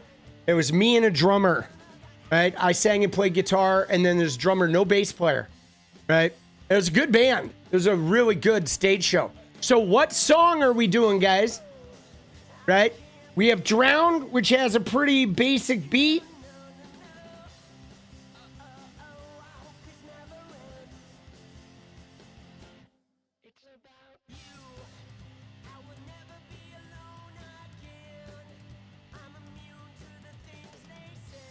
Slower dance here.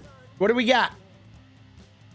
What song has the guitar solo I like? That is Red, but Red is pretty slow though. I don't think Red would be a fucking right.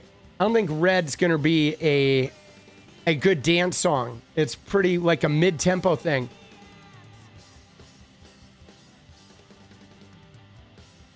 Right, as far as dance songs go, you have Drown. Like, let me look at this. The one to open the show with. The one I opened the show with. Oh, You're on Blue? Yeah, no, that could be a good one. All right, we'll do another poll.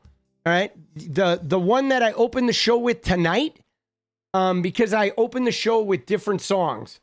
All right, so we could do this. Here, we'll do another poll. All right, so we're going to add an option. We're gonna do Drown. We're gonna do You're on Blue, which is the one we opened tonight. All right. The other danceable song, I guess, could be it's hard. My music's not really fucking dance music. I mean,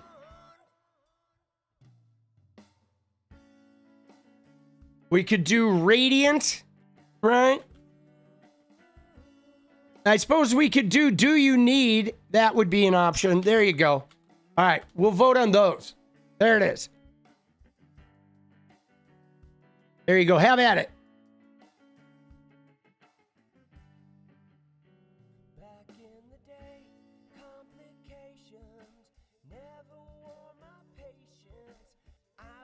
Yeah, no, I like the Deja Vu one too, but everybody voted against it. All right. Oh shit, dude, we got neck and neck with You're on Blue and Drown. Oh, here we go. Oh, Lordy. Let's go. Dude, we're putting a lot of effort into this, guys. Dude, Martine, let's go. Thank you for the membership. Appreciate you. Oh, Drown is running away with it.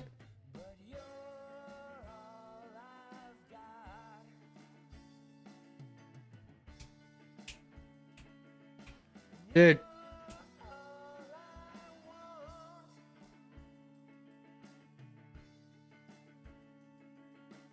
All right, I'm going to let it go one more minute, and then we're going to hit it up.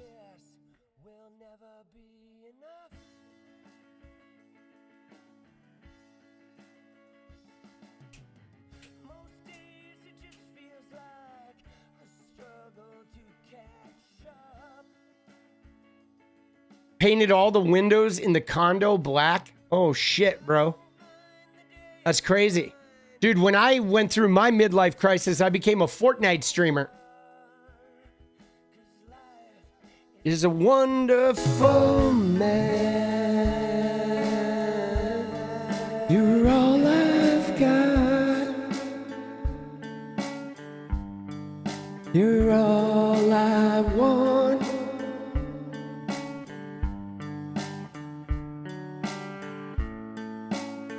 Started keeping tarantulas. I had a tarantula for a while. Time to walk away. All right, 20 seconds. Shining for rain. Same old ways in a different place, but something's changing, changing. I wanted answers and direction. What I got was second guessing, hesitation, no sensation, just more questions. Nothing to blame for being stuck inside this frame of mind. If I can find my way, who I am, what I want, where I'm going. And the winner is Drown. All right. I wish there was something you. Dude, there we go. All right, I'm going to cue it up, baby. The winner is Drown. And all right, I mean, dude, we'll do it. All right. It's got to beat. It's got to beat for sure. I mean, I don't think it's as good a song as the Deja Vu one, but you know, we'll see. Dude, Jenny, I think, is going to go looking through Epidemic Music, and she's going to pick out more dance songs, so we have some options. But all right, I'm ready, though. You got to give the people what they want, baby. You think it's better? All right, Aaron. Yeah, I mean, it's definitely got that white boy beat. You know what I'm saying? Definite white boy beat. But all right, here we go.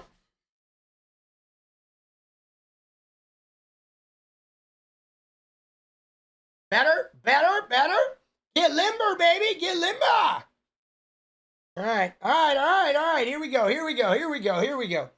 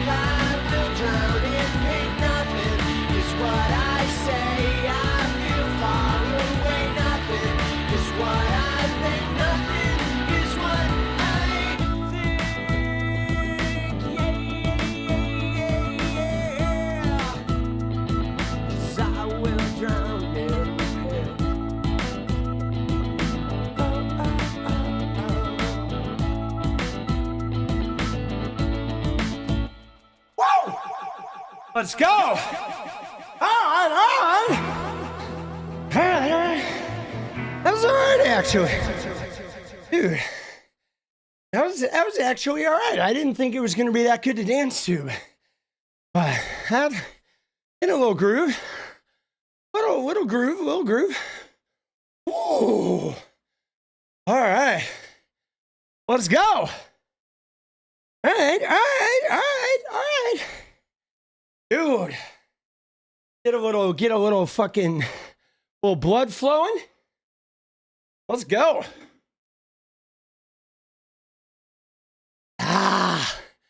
Now we can get back to the politicking, bro. Ooh. Dude. So one of the things that I wanted to check out was this Her Take podcast, because I don't know if you guys saw, but I was particularly offended. Yeah, 𝗙𝗚𝗃. I'm not watching that tonight. We don't have time for that. 52 minutes. I think what I'll do is I'll probably watch that in my own time and see if there's something good, because I'm not watching a 52-minute broadcast. It's just too, right? That's like way more investment than I'm going to give the Nelk boys, right? Because I don't really have that audience anymore of like the gamer people. I know Hassan still has that young audience. Most of my audience is now old, right? But I might find a spot or two or something that's worthy that I think needs to be highlighted. But like, fuck the Nelk boys, right? But, and Aaron, let's go. Yes. Good for you guys. You guys pulled that off. But here's the deal though, is this Her Take is really interesting, because look at this shit, guys. Okay, first off, let me close some of these windows. All right. And we're going to pull the Her Take podcast down. Okay. Because look at this podcast here. Okay. Where there is a section here about Gen Z embraces socialism. Okay. Isn't that wild? Like, first off, let me just start this, right? It's like Gen Z's disturbing shift towards communism and socialism. I think we're going to just watch this part, okay? We're going to watch the 21-minute version rather than piling through the whole thing. But Gen Z's, look at that title, Gen Z's disturbing shift towards communism and socialism. But can I start this by showing you something? Because check this out, guys. Okay, I want to show you a post by Jillian Michaels from earlier today. Okay, now this is a post that is aimed specifically at Los Angeles and Gavin Newsom and Karen Bass, but it's actually every American city.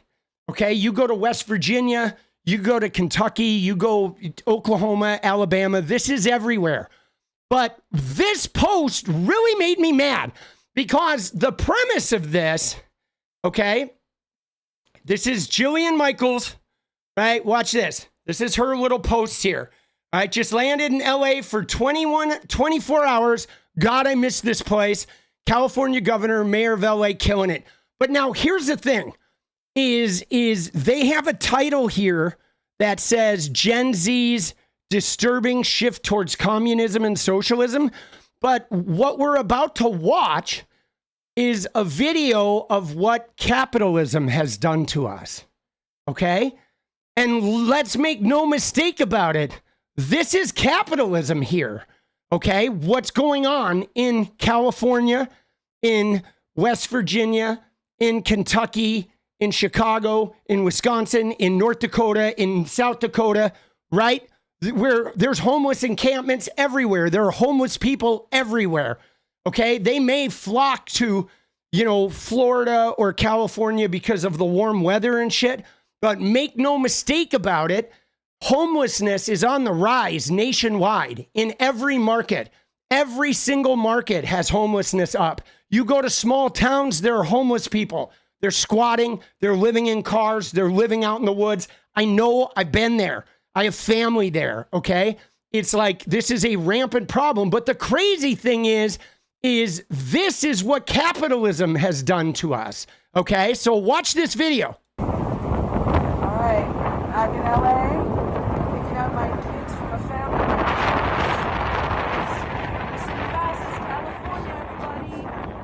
So she's like, yeah, I'm in LA, California, everybody. But like, it's not California, Jillian Michaels. It's capitalism. And I mean, I replied to her too. I said, this is everywhere in America, and it's going to get worse too, as long as privileged motherfuckers like you keep shilling for billionaires to kick people off healthcare and shift all the tax money to the 1%. You are a profoundly disappointing human, is what I told her. Okay, because she is now, right? She is now on a right-wing podcast for an anti-LGBTQ rich guy, PBD, being a propaganda arm. You know, she is like platforming white supremacists. Like, I quote tweeted this too. And look at what my quote tweet said. It said, Jillian's solution to the homeless problem is to platform white supremacists on a show funded by anti-LGBTQ freak Patrick Bet-David while defending kicking the poor off Medicaid. And maybe she'll unveil a new fake MAGA supplement so she can profit too. But again, though, guys, this is what capitalism has done. Okay, this is what capitalism does to people. Capitalism does this. And then today on her podcast is like Gen Z's disturbing shift towards socialism and communism. But it's like, I wonder why. I wonder why Gen Z is, you know, shifting towards socialism and communism. Could it be because they can see that capitalism caused this? Right? It's not Gavin Newsom. It's not the black mayor that you can't stand so much. It's capitalism. It's not just LA. We have this in Portland. We have this in Seattle. We have this in San Francisco. You have it in Chicago. You have it in New York. You have it in Milwaukee. You have it in Madison. You have it in, you know, all over the state of West Virginia. You have it in the small towns in Kentucky and Oklahoma and Wisconsin and Iowa and Minnesota and North and South Dakota. It is everywhere because we literally live in a society where we don't have access to healthcare. We don't have access to livable wages. Okay, we don't. Housing is now through the roof. People that control housing have figured out that, you know, you can affect the supply and it increases the amount of money they make.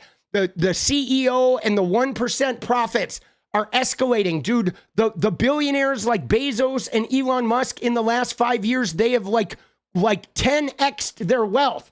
They've taken in $5 trillion in new wealth while we're ending up here in fucking tents. Okay. And like, she is like, oh, you know, terrible, terrible California. She's denying the fact that capitalism has caused this. Right. And here we are now that now they're going to complain about Gen Z wanting to try a system that's not about putting us all into homelessness.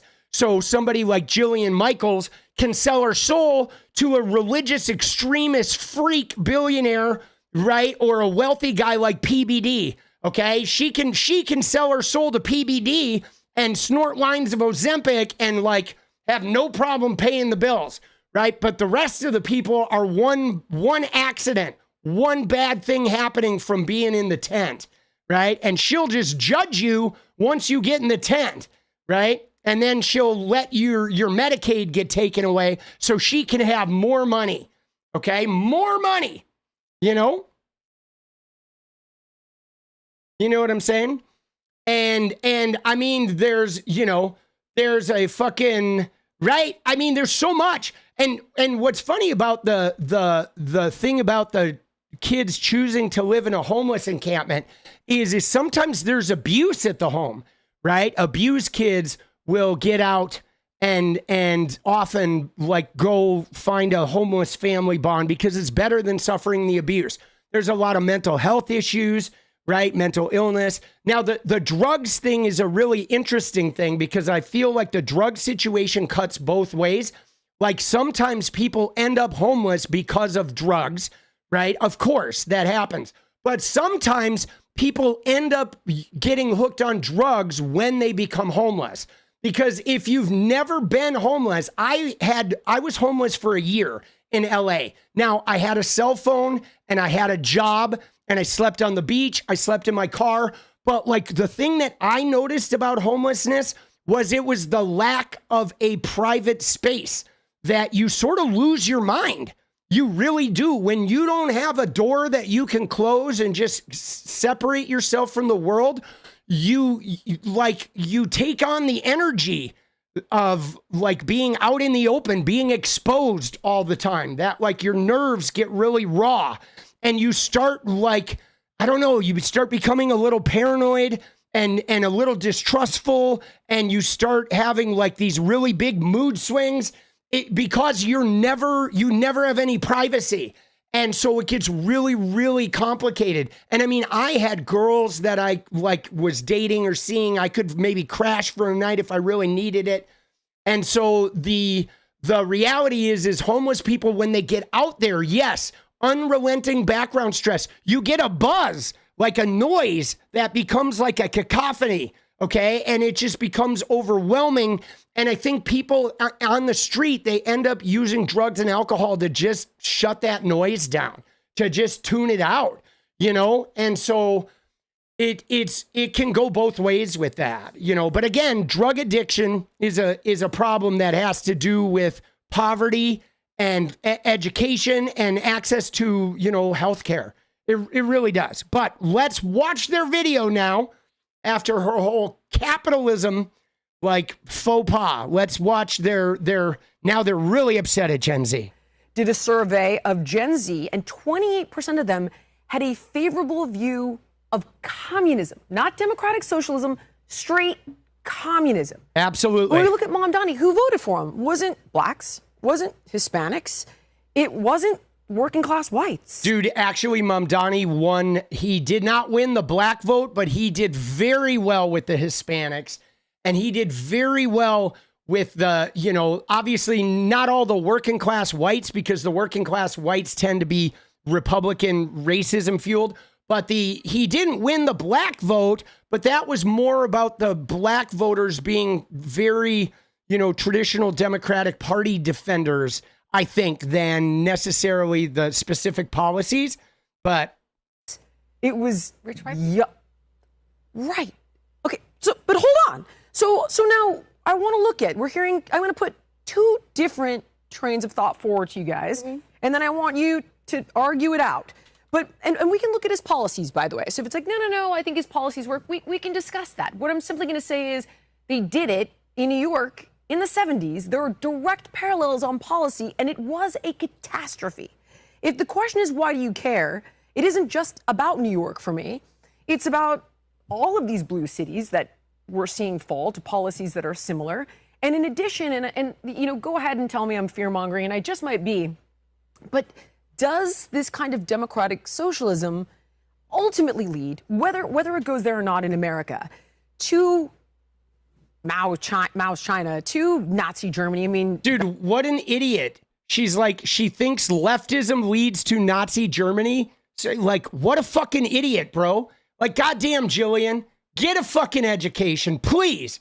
You're wealthy enough to know that Mao and Nazi Germany, those are right-wing governments, right? Every dictatorship is a right-wing fucking government, okay? Just because they have socialism in the name doesn't mean it's actually socialism, right? I mean, I get it. You're reading the PBD talking points, but read a fucking book, bro. Like, dude, there's never been a communist society, ever, okay? And socialism works all over the place outside of America, okay? There'd probably be some successful socialist governments down in South America and Cuba if it wasn't for us rat fucking them.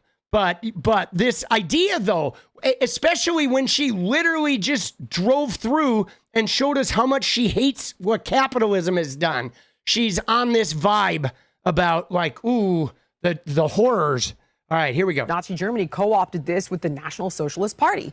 Venezuela, Hugo Chavez did this, and you've got Nicolas Maduro. So does it become that? Does it lend itself to authoritarian socialism down the road? Okay, hold it. You can crush it, by all means. Here are the two narratives, okay? So narrative one. These poor kids are... See, here's what's hard is Anna is smart enough to know, like, she better come out of the gate swinging at these people, man. You know what I'm saying? Like, Jesus, bro. Disenfranchised. They're buried in debt, right? The American dream has failed them. Capitalism has failed them. They can't afford kids. They're priced out of the housing market. Cost of living has inflated exponentially faster than wages. I mean, we were just talking about this with the crew here today, how a studio apartment that would have cost me $800 when I was this kid's age is now $5,000. So that's obviously obscene. Wealth inequality is obscene. There's more billionaires than ever in history. Corporate power is undoubtedly unchecked. And democracy feels fraudulent when you can buy policy. Case one. Okay, makes sense for kids to be disenfranchised, but here's the problem. Rich white people voted for this guy. So then case two is that the machinery of ideology is existing in these Ivy League schools. Yes. And I read this article. I want to read this to you guys. Dude, they love to blame the Ivy League schools. And yet, when they have kids, their kids always go to Ivy League schools. This is the other conundrum, right? Is they have this consistent battle with, oh my God, Ivy League schools are terrible. They're indoctrination. But if you look at a wealthy politician or a billionaire's kids, every one of their kids goes to a fucking Ivy League school. Everyone! Always, bro. And they themselves all went to Ivy League schools. It's like, what the fuck, bro? It's just a part of it. The author's name is 𝗙𝗍𝗍. Okay, 2 paragraphs, so bear with me. Today, we don't have disciplines, we have studies. The curriculum itself serves as an indoctrination structure. Walk through any gender studies classroom and count the minutes before oppression becomes the central theme. Well, no shit. I mean, hello.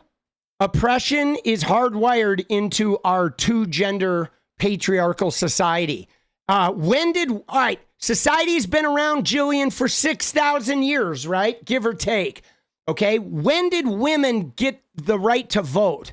Oh yeah, 100 years ago. When did women get the right to compete in sports? Oh yeah, 52 years ago, when I was already born. I was 3 years old. When did women get the right to not be trapped in a marriage simply by getting pregnant? Oh yeah, when I was 4 years old, 51 years ago. Okay, when did women get like equal pay? Oh, they still don't have that. When do women, when they get raped, the guy actually gets punished for it? Well, we're still waiting on that one too, right? We got a rapist in the White House. Let me see. Let's see, what else do we have? That is oppression, okay? That's oppression. There's an entire religion that tells women they're made from a rib of a man. They're not even an autonomous being. They're literally a body part that was like turned into fairy dust in a woman just so she could wash the guy's underwear, raise his brats, okay, and dutifully provide him sex. You know what I'm saying? Dude, SK, thank you. But of course, if you're going to study oppression, right? If you're studying oppression, if you're going to study gender in America, it is literally oppression. That's it. We don't even need a gender marker. The only reason we have an M or an F is so the 2-class society can tell the people with the F on their paper that they're in the inferior class, okay? They're in the too emotional, doesn't make good leaders, right? Not capable, definitely not the most qualified for the job, suited to motherhood and childbirth or caretaking, etc. All the messages that have been pumped into their heads through society. I mean, other than that, there's no reason to have a gender marker. We don't even need a gender marker. It shouldn't matter if you're an M or an F or an MF or an FM or something in between, unless it's oppression, okay? It's all about the oppression. So, of course, gender studies teach you about the oppression of our fucking two-gendered, binary gender patriarchal society. I mean, that's not indoctrination. That's literally the reality. Like, come on, man. Like, hello? Track how many lectures end with a condemnation of the patriarchy, white supremacy, or Western norms. Thank you. The readings are curated for grievance. The discussions are steered toward activism, and critical thinking is welcomed only if it critiques the approved targets. The same structure exists across ethnic studies, post-colonial studies, queer theory, and of course, African studies. Oh, yeah. So the same structure exists in every study group that represents an oppressed people. Like, yeah, I mean, no shit. No shit. And what, you ready for this, guys? Hold on. Let me just show you. And what are, if we were to study the white people and white power, what would we be doing? Yeah, there we go. If we were studying the white power, white studies is this, right? This guy who said he believes in autocracy, remember? Remember the guy who's like, yeah, I'm fine with the Second Amendment, but no, I can change all the others, but not the Democrats, but just us. Just me, because I like fascism, I like autocracy, but oh shit, I just got fired, oh boo-hoo! I had fully legal political beliefs. Dude, this is the group when you go take the white studies class, right? You watch this fucking clown, bro. This clown. Find that clip. Dude, we watched that clip, DB. Go back and watch at the beginning. It's going to be in a video tomorrow. Dude, let's go. Oh my God, dude. Dude, I'm going to do this right now. Hold on shit. Dude. Ready?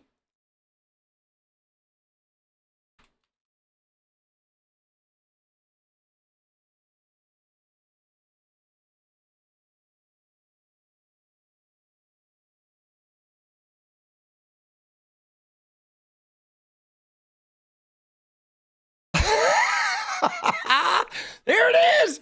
Oh, dude, let's go. White studies. There it is. Oh, Lord, dude. Let's go. Oh, my God.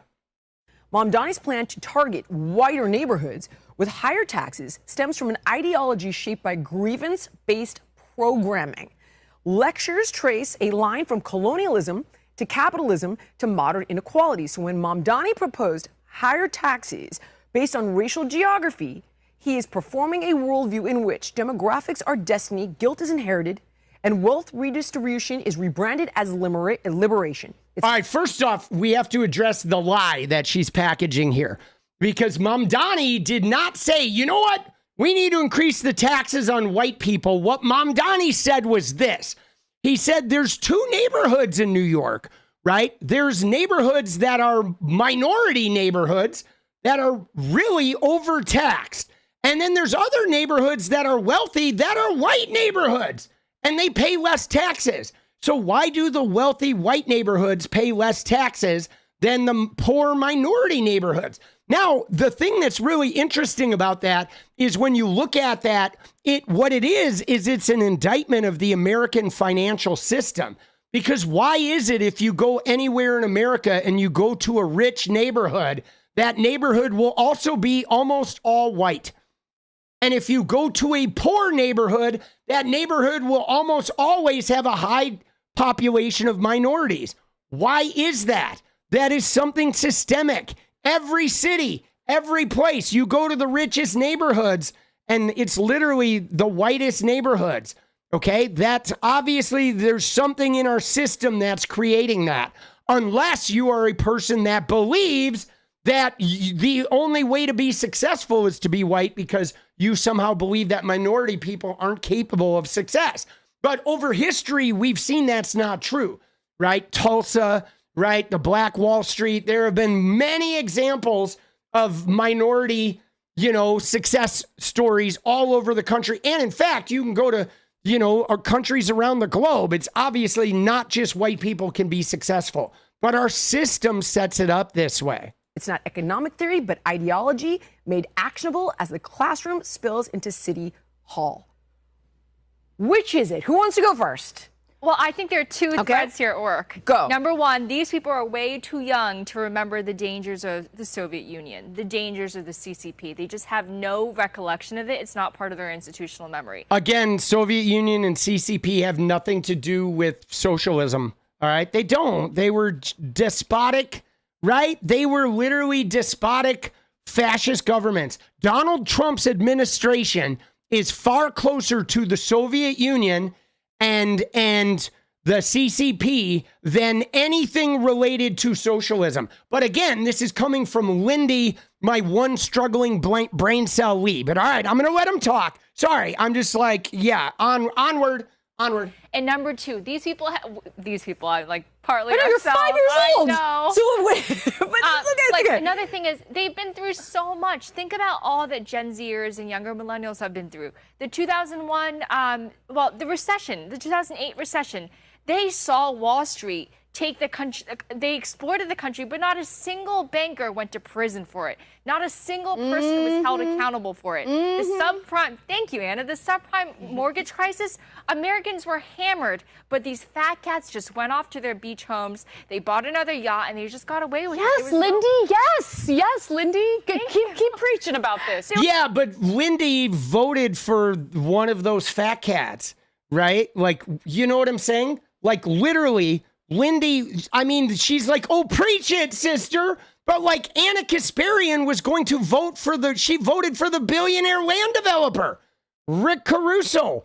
You fucking smug bitches. What the fuck is going on here? I'm sorry. I would like to let it play, but it's too offensive, right? It's too fucking offensive. And yeah, I know the CCP, they're putting the bankers in jail.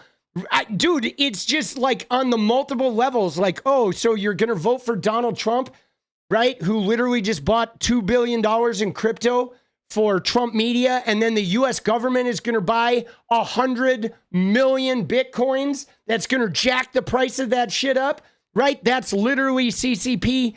That's literally Soviet Union. What the fuck are these ladies doing? Oh my God, kill me now. There was no accountability to solve that, but it doesn't even end there. And then you have inflation from it. And I would never vote for Mamdani, though. But you remember how dangerous the Soviet Union was. That was part of your most formative era, and they just didn't have that. What if I did this to you, though? Because I know this argument. The argument is, oh, stop with your fear-mongering. This isn't Maoist China. This is why I can default to New York in the 70s, because we tried it, and we tested it, and it failed. But that's going to be the argument, right? Oh, baloney, it doesn't go there. Yeah, but do you think they're going to come out and say, hey, guys, we're going full-blown communism? Exactly. Or do you think they're going to baby walk you into it? By the way, the thing about Mamdani, even with the grocery stores, everybody's talking about communism and socialism and the means of production. But his plan is literally just 5 grocery stores. Guys, that's what it is. It's 5 grocery stores, 1 in every borough. Manhattan, the Bronx, Queens, Brooklyn. What's the 5th borough? Is the 5th borough Staten Island? Does Staten Island qualify as a borough? Is that the 5th borough? I'm not like super New York guy, right? But he's going to put a grocery store, 1 in each borough. So it's 5 grocery stores. Yeah, the Bronx, Manhattan, Staten Island, Brooklyn, and Queens. That's it. 5 grocery stores that will prevent a food desert, that will provide like cheap, like food for people available so people can't get priced out of being able to eat.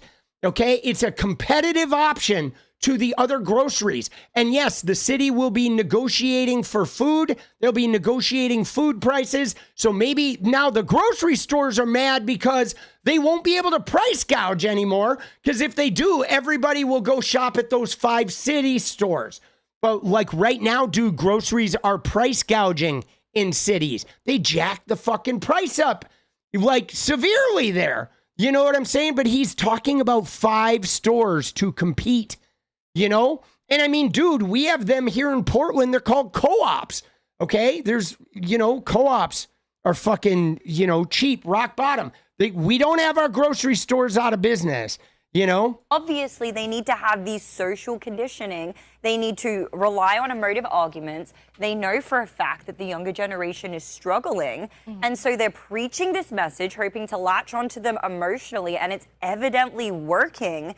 And then from there, they can baby. Oh, they're hoping to latch onto them emotionally. Oh, it's not like MAGA latches on to people emotionally. Latch on to people emotionally. Yeah, dude, her accent changes like every 3 syllables, bro.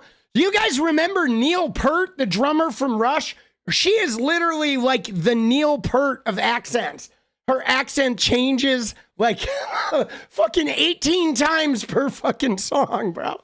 Dude, what is going on with this woman? Maybe step you into these more extreme policies. We had this conversation around Mamdani last time. I know there was a little bit of tension there because, yes, it is 5 grocery stores, but I don't think they would come out and say, we're going to make every single grocery store government run. They're going to say what would be socially accepted even by people on the other end of the spectrum. They'd be like, oh, okay, well, it's not that bad. That's how they condition you. They're not going to come straight out and say it. I completely agree with you, Amy. Oh, sorry. Go ahead. One quick point. I'll go to finish you. the thought. I'm not a fan of Mamdani, but this guy is a master at communication. Yeah, he's charismatic. Yeah, absolutely. And he hammered away affordability, and that's what people cared about the most. It's not just him, guys. So ready? It's also Bernie who started this. It's AOC. I'm against that. Oh my God, it's Bernie and AOC. Oh, not Bernie. Oh, not Bernie. Not AOC. Oh, no. Oh, socialism. Dude, they're so funny, bro. Like, oh my God, dude, these rich bitches freaking out because how dare the working people decide to not give them free money? I mean, we have socialism right now. Dude, Jeff Bezos gets it. Elon Musk gets it. Jillian Michaels gets it. These rich bitches get it, right? They all get it. Donald Trump gets it. Everybody who's wealthy gets all the socialism, but they're like, oh my God, how dare the working people get socialism? Oh my God, Bernie might take some of my millions. Oh. That's why I'd be calling AOC a socialist. But she is a democratic socialist, and so is Bernie. And Karen Bass is saluting Castro. And then it was like, oh, shucks, I shouldn't have said it. But you did, homie. And you meant it. And you went to Cuba a bunch of times. And you suck, and LA sucks. So in the case of Karen Bass, there's a lot of talk, but let's focus on what she does with public funds in Los Angeles. We pay. Dude, in the case of Karen Bass, she's a black woman, and we know that everybody on this stage can't stand black women. Okay, that became painfully obvious when they all signed up to vote for a child raping Epstein bestie instead of the black woman who was like way more qualified than Donald Trump could ever be. And what's more, no matter what, there's no way the world would have been worse off. America would not have been worse off with Kamala Harris winning the election. We would have been infinitely better. We may not have been as far left as people have liked. We may not have been whatever people have liked, but we know we wouldn't have been as wreckaged as with Donald Trump, right? A lot in taxes. A lot has been spent specifically to help the needy in Los Angeles, but that money ended up getting funneled to nonprofits, NGOs that padded their pockets and stole from Los Angeles taxpayers. That's exactly what happened in New York. Corruption. So let me just explain. Rather than focus on Mamdani and what he's likely to do, I wanted to kind of talk about your question of why it is that there is growing support for socialist policies. I always make this point because it's important to look back at history to see how previous successful politicians operated when they were confronted with something similar. FDR specifically implemented the New Deal to save capitalism because socialism was on the rise, communism was on the rise, and he saw that Americans, especially after the Great Depression, were more open to those systems of the economy because of the fact that they saw that inequality widen. We're currently experiencing something similar right now. So I'm just the inequality started widening with Reagan, but you know, like just an FYI, right? Let me give you a few statistics here. So the top 10% of U.S. households, the top 10%, you want to know how much wealth they own? How much of U.S. wealth they own? They own 67% of U.S. wealth. So the next 40%, okay, own 25% of the wealth. Yeah.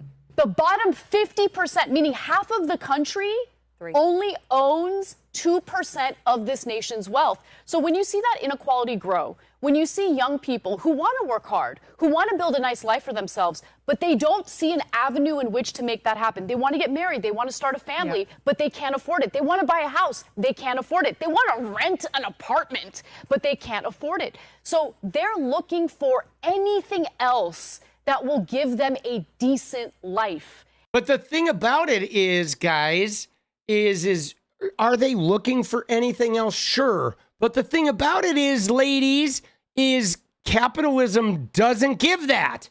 Okay? If capitalism worked, you wouldn't have the bottom 50% only owning 2%. That is a sign that capitalism is a failure. Capitalism is a system that is designed to keep the bottom 50% piss fucking poor so that top 1% can have more money than they would ever be able to spend in a million lifetimes. That's literally the system. It's a pyramid. Nobody can get up there. Everybody down here needs to be piss poor. It's literally the system. So it's not that they want anything else. Oh, we can't afford it. Just give us anything. My God, we'll take anything. It's that, no, they've identified that capitalism is the culprit.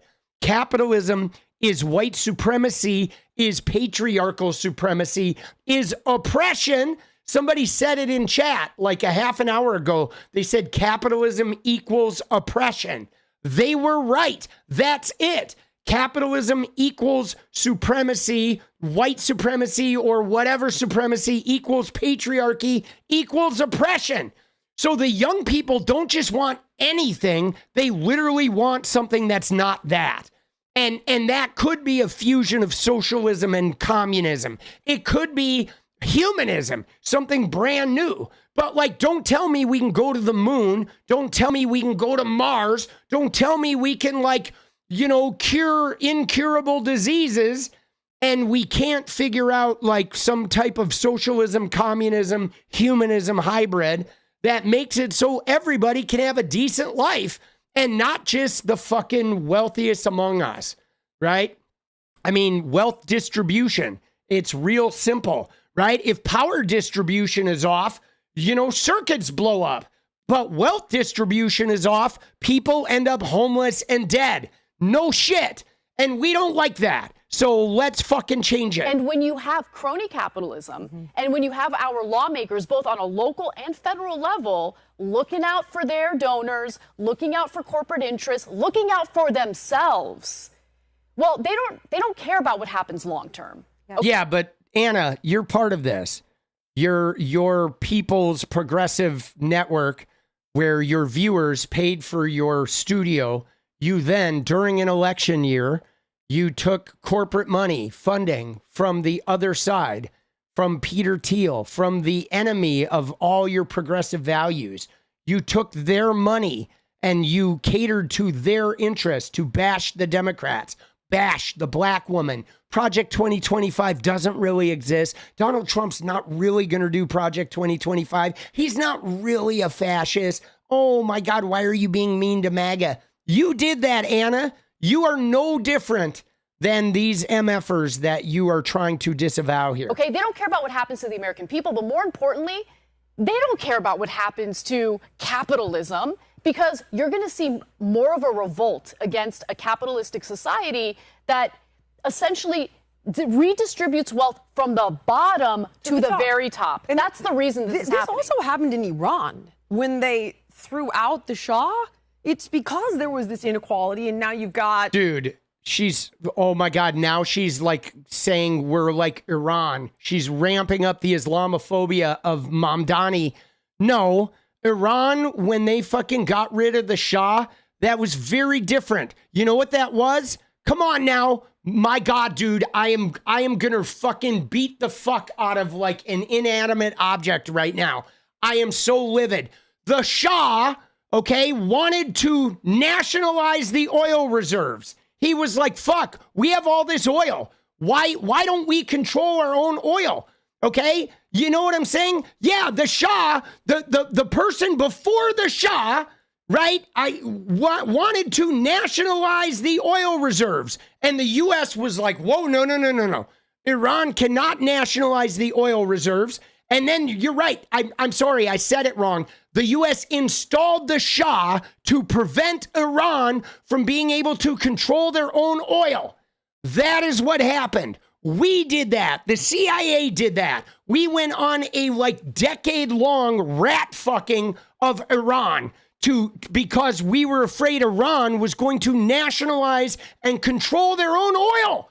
And we were like, whoa, man, no. We need access to the oil. So we rat fucked their government, prevented them from taking control of their own national resources. We destroyed their fucking democracy. They had a very democratic fucking world. And we installed the Shah, right? We completely devastated them. And then in the process of that, allowed that religious extremist group to overthrow the Shah and take Iran and turn it into what it is today. But oh my God, Jillian Michaels is she's gonna sidestep all of that. And she's gonna turn this into some Islamophobic sort of Mamdani. Next thing you know, I wonder if she's gonna mention the mayor hopeful in Minneapolis. My God, dude. Oh my God, dude. I'm bro. I have this giant eraser. Dude, look at that. Alcatraz. I'm gonna tear that motherfucker apart. Dude, oh my God. Yes, no, absolutely. The England definitely had a hand. Ayatollah, what you've got now. I get it. And I'm gonna ask for solutions. In Cuba, by the way, because there was this inequality, Iran. Well, from the bottom to the very top. And that's the reason this is happening. This also happened in Iran. When they threw out the Shah, it's because there was this inequality. When they threw out the Shah, dude, she just left all of Iran. The entire actual history of Iran just got shredded. Look at her, dude. What kind of drugs is she doing, boss? Oh my God. Now you've got the Ayatollah, what you've got now. I get it. And I'm going to ask for solutions. Same thing happened in Cuba, by the way, under Batista, right? So when you have that inequality, that's when the people eventually, excuse my language, but the shit hits the fan. Right. Yeah. And the masses who have nothing left to lose are willing to revolt. They're willing to engage in revolution. But our politicians are too stupid. Dude, we should revolt. And self-serving. We should literally take the wealth from the 1%. We should just take it. Take it away from them.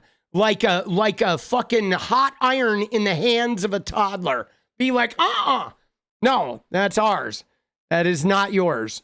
Actually take care of our people, right? So look, they brought it upon themselves. One other thing that I'll just say is, when you have politicians accuse things that aren't Marxist of being Marxist just because they don't like it, or when they accuse people of being communist when they're not communist, there's a lot of boy who cried wolf behavior going on. Yeah. And then when the public actually has a situation in which, there's a communist idea or communist candidate or whatever, no one's going to believe these politicians. Yeah, well, I mean, what did Trump say Kamala Harris was, right? She was a fascist, Marxist, communist, right?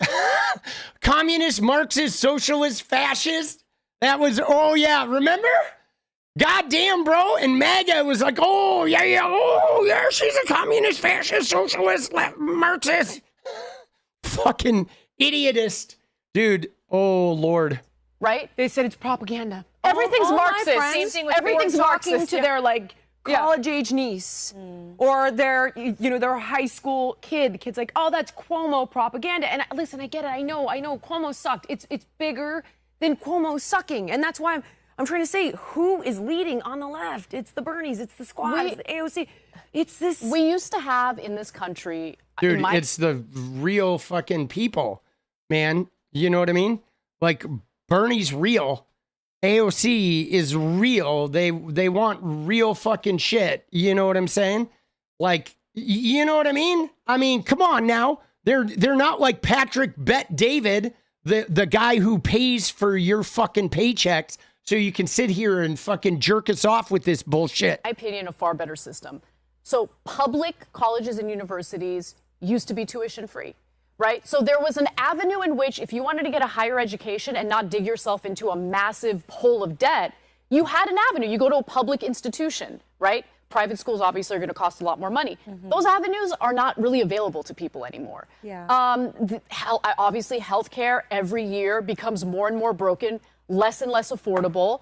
I mean, think about the sandwich generation, right? The millennial generation that's currently dealing with raising children, which is astronomical, like in terms of costs. And then they have their ailing parents, and they're being confronted with a broken healthcare system in which they get no support, no help. So everyone's stretched thin, and they're looking for any solution, any change. And I just... Dude, yeah. And dude, public education in California was free in the 80s, right? It was $4.55 a quarter. Okay. And that's specifically, though, I was living in Wisconsin in 9th grade. Okay. In 8th and 9th grade, we moved back to Wisconsin. My dad was having trouble finding a job. My mom was working in a nursing home for like rock bottom wages. We were on welfare, the brick of cheese. We were piss poor. And I was like, fuck this, bro. I'm not getting stuck in Wisconsin. I'm not going to do this. I'm not getting stuck in this 10,000 person, like one horse town. So I literally, as a 9th grader, called up one of my dad's old bosses for a job he liked in Los Angeles. And I made an arrangement with him. I cut a deal for my father to get his job back. Okay. And I sat my parents down and said, here's the deal. I am going to go to UCLA or a California State University. I'm not getting stuck here. All right. We're moving. Dad, I got you a job back. It's in Glendale. It's the place you liked. It's already arranged. There's a fucking plane ticket for you. Like, this is a done deal. We are moving back to California. I did that as a 9th grader so I could take advantage of that public university. It wasn't just like the shitty state schools. It was all of the UC fucking schools were free. Okay. It was $4.55 was like, there was like a fee. You had to be a California resident, right? There was out of state, there was tuition, but it was amazing. It literally, that shit saved my fucking life, man. You know, and there's no reason we can't go back to that. But then something did happen, guys. What happened is then there was a combination of, I believe they made it so you could no longer, like, you know, file bankruptcy, I think, on your student loans, right? They made student loans like bankruptcy proof. And then, you know, everybody started jacking up tuition rates. You know, shit was bullshit. I want to kind of put my cards on the table on this issue. We live in a mixed economy. It's becoming more and more privatized. Yeah. There used to be more public options for people, and those public options have been defunded and completely decimated. And so, again, if we want to save capitalism, the way you do it is by tackling crony capitalism, disenfranchised people who should be taken care of. Like, all of these issues have been neglected for so long, and they will continue to be neglected. And there's structural issues that we should be addressing versus these policies that may... It's kind of like what we're talking about with the Big Beautiful Bill in the last episode. It's like immediate kind of relief. Long term, what are the repercussions of these things going to be? The repercussion, I hate watching this woman fucking talk, dude. Her accent is so terrible. But like, ladies, what is your fucking, you know what I'm saying? Like, what is your solution for this systemic thing, ladies? Let's hear your solutions. We need to be addressing the root cause of like financial literacy. Why don't we learn anything about financial literacy in school? Dude, because financial literacy is bullshit. Doesn't matter. Financial literacy doesn't matter. What matters is how much money you have. Okay, you can have all the financial literacy in the world. If you're putting $100 a month away, socking that away, you're never going to have shit. Your car's going to break down and your whole nest egg is gone.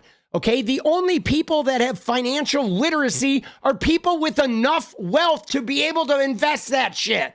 Okay, they have enough wealth that they can fucking package it with other wealthy people. It's not about financial literacy. You think the wealthy people are more literate? No, they just literally have more fucking wealth. God damn, dude. It's not about financial literacy. It's about fucking how much capital you have, period. Literacy doesn't mean shit in the financial realm. You know what I'm saying? If you don't have money, right? But also, kids are literally intentionally set up. But also greed. I mean, also greed. It is greed. It is. We live in a society. It's like the spirit of mammon. We literally worship the dollar. You're absolutely right. Yeah, I think that. My contribution to this conversation is I look good, right? I'm wearing a cute dress, and systemically we got to do something. Wait, where's my other talking point? PBD. What else am I supposed to say here? Communism bad. I think that these socialist policies are not going to help. I would like to get into a deeper discussion, and we can loop back after Lindy, because I want. Oh yeah, let's get into a deeper discussion where Amy Dangerfield's going to solve our systemic. Dude, I want to see this, bro. I do. I want to see that deeper discussion about what we were talking about with the Scandinavian versions of socialism. Because if we want to implement socialism here, then we need to have a real conversation about what actually makes it work, right? Versus what it doesn't, versus what just sounds good on paper. I got one other question for you, though. To entrap Gen Zers into an ideology that they really don't understand the repercussions of. Okay, hold on. You got all that. They don't understand the repercussions of. Well, here's what they do understand, guys, is Gen Z understands the repercussions of capitalism. And Jillian Michaels appears to understand the repercussions of capitalism too. She doesn't like it, but she just doesn't recognize this as capitalism, right? She thinks this is the black woman and the governor, right? But when this is fucking everywhere. You know what I mean? And I'm going to you, and I specifically have a question I want to lay at your feet, because it's not just kids, though. That's the problem, is that it's all these rich white people that can then leave. And I see, by the way, we've all seen all of the blue people from California. I'm in Nashville. I'm in Miami. I'm like, man, I hope you're voting different. I really hope so, because you're taking all of that shit you just left, and you left the working class with the mess you made, and you bailed out of New York. That's so and you true. bailed out of California. But dude, Nashville and Miami have this too, man. Miami has the second most homeless people. Like Florida has the second highest rate of homelessness in the whole fucking country. Like, what is she talking about? Nashville has this too. Like, are you shitting me? Everywhere has this. Podunk fucking, Timbuktu, Oklahoma has this. Like, what the fuck are they talking about? So what's that? Jillian, I love that you brought this up, because we saw the manifestation of this just a few months ago in Luigi Mangione.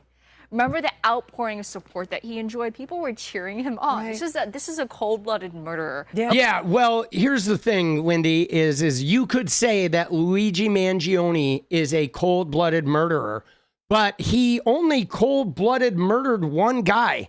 And the guy he murdered was a cold-blooded murderer called the CEO of United Health Corporation that literally sold insurance to people and then refused to pay in order to cold-blooded murder them so the wealthy 1%ers could have a big fucking portion of, stock proceeds. So the fact that Luigi Mangione, who kills one, is a cold-blooded murderer to Lindy Lee. But Brian Thompson, who is a cold-blooded murderer of 100,000, so PBD and everybody else who owns that stock can, get rich.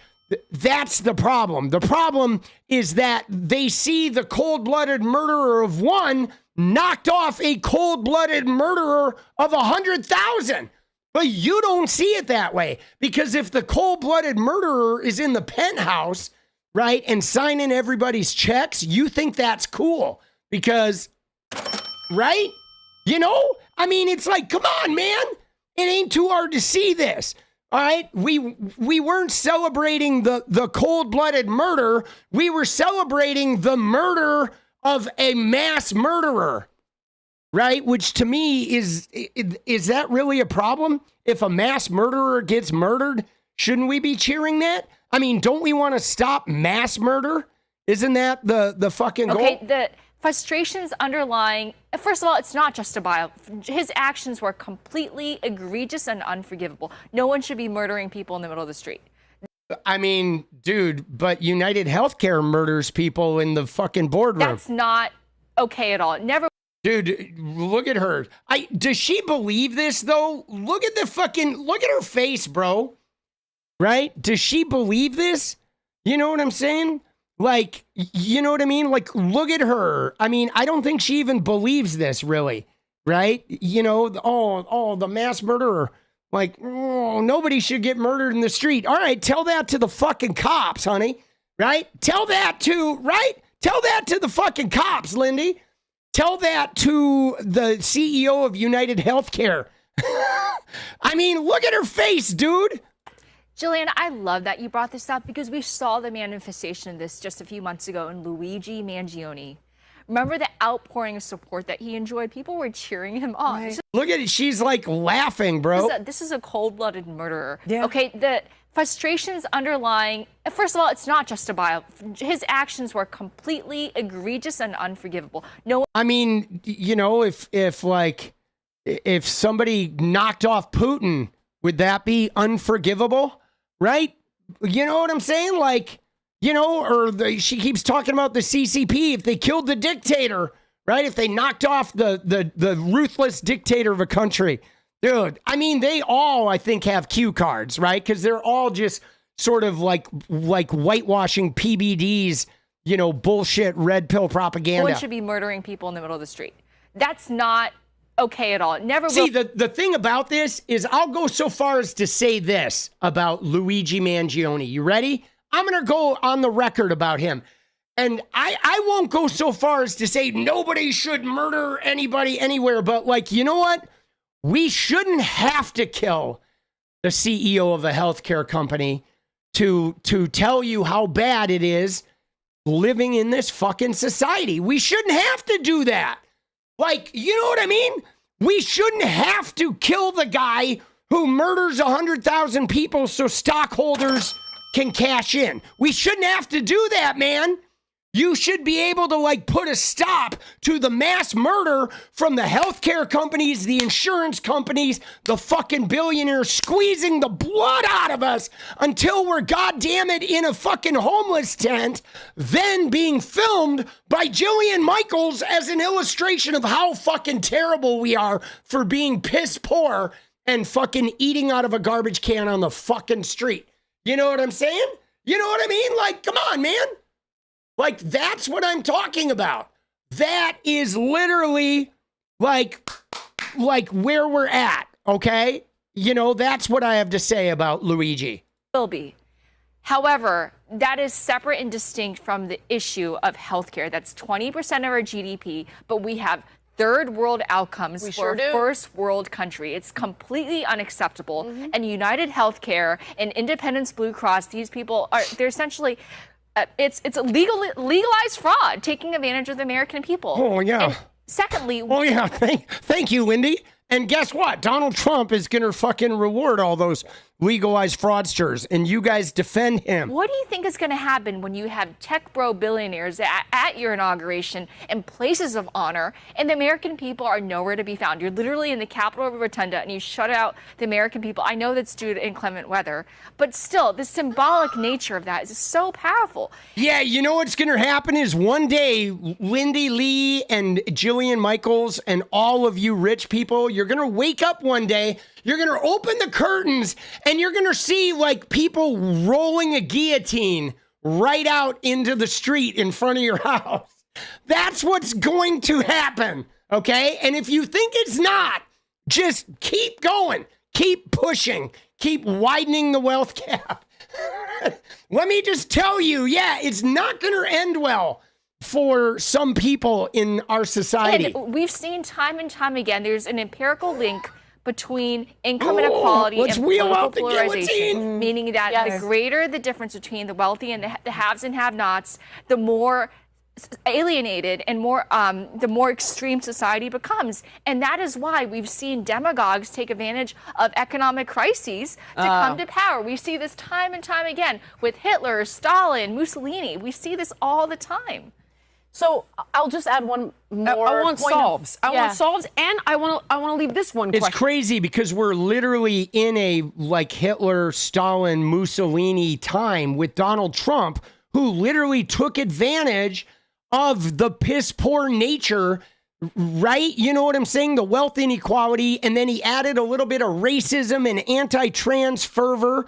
and some nice Heritage Foundation, Manhattan Project, little like fast food fucking culture war shit to take advantage of that to like buffalo people into like, yeah, man, now we're going to take even more of your health care and wealth away. And we're going to give it to the wealthy. And I'm going to like sue you. I'm going to sue the colleges. I'm going to sue anybody who fucking speaks out against me. We're going to have a masked hit squad with no license plates go shake down people. We're going to start with the immigrants, but pretty soon we're going to come after the Democrats. Like, literally, that's what fucking Trump did. And they're like, no, Zohran Mamdani trying to have, like, no food deserts in the New York boroughs. He's the guy you got to look out for. Like, really? Like, really? Goddamn, bro. On a solve. Winklevoss says let him have it. I kind of think let him have it. I actually agree. Let them have what they vote for. Hold on. I actually totally agree. If we believe in democracy, and this is what the people of New York City want, then they should be allowed to elect the leader, the mayor that they want. The other thing I'll say is, look, as we know, our government, whether we're talking about on a local level or a federal level, is bureaucratic and there are checks and balances baked into the system. I think people are acting as if this one mayor is going to unilaterally be able to do all these insane policies. I would be shocked if he would be able to even implement like a quarter of the policies that he's trying to implement. So there's that. But one other thing I want to note, Americans right now are really drowning, not just with the inequality, but how that inequality manifests. It manifests in things like an insane amount of debt. Consumer debt in America right now is at record levels, $1.2 trillion. The average interest rate, by the way, 21.4%. That's criminal. It's loan sharking. It's if insane. you did that, like I could sue you for usury. It's a third-degree felony. And you know, predatory lending. I am so sick of our politicians pretending like they're going to do something about this. I remember Josh Hawley, a Republican senator, held all these hearings talking about how I'm going to cap, these credit card interest rates. Yep. Well, did he? Did he even fight for it? Or did he do his little photo op, Senate hearing to pretend like he's looking out for the common man? Yep. Our politicians are not looking out for us. Period. End of story. So when you have someone... Yeah, but neither are you rich people, Anna, right? Because you like to say, oh, the politicians. And yeah, the politicians aren't looking out for us, but the rich people aren't either, because you talk about the politicians, but you benefit, right? You can, right? I mean, anytime, and some of them are absolutely trying, okay? Katie Porter was trying, AOC was trying, Bernie is trying, the members of the squad are trying. There are a lot of politicians that are fucking trying. They're not any of the right-wing ones. I love how she talks about Josh Hawley, right? Like, oh yeah, like no right-wing person is ever gonna fucking help us. But neither are these wealthy people. Anna's not gonna help us. She's not gonna run for office and get in there and change it. You know what I'm saying? Dude, Katie Porter was amazing. I'm telling you right now, the problem with Katie Porter that really broke my heart is she thought she was going to unseat Adam Schiff, and like she just wasn't. You know what I mean? She needed to stay in the House, man. She was doing such a good job. She got like she thought she was AOC, and she just wasn't. And Adam Schiff, though, was like, there was no way she was going to beat him. And she shouldn't have even run against him. Like, she should have run after him. You know what I mean? Like, literally, if I was Katie Porter, like, I would have stayed in the House. I would have let Adam Schiff win that. I would have become Adam Schiff's ally and let him win. He's not going to be there for that long. The guy's old. Let him get in here and do his thing, fight Trump. It was his brand, right? And then after the Trump years, you ride his coattails in there, and then you take that, and you're young. You become the revolution. You know what I mean? Like, yes, she could have taken the next one. But no, man, now she probably fucked her own career. Like, I don't even know if she'll win another office after that. She may have, like, fucked her own career up. I hope she didn't, but she was so good, man. You know, it was just, she like, I don't know, she didn't kind of really know her place in the cog, you know, in the wheelhouse, right? Like you may have AOC depose Schumer, but she can actually win that one, right? Like Katie Porter, when I saw her run, I was like, oh my God, no, there's no way she's going to be Adam Schiff. There's no way. Like, she's like she got way ahead of herself, man.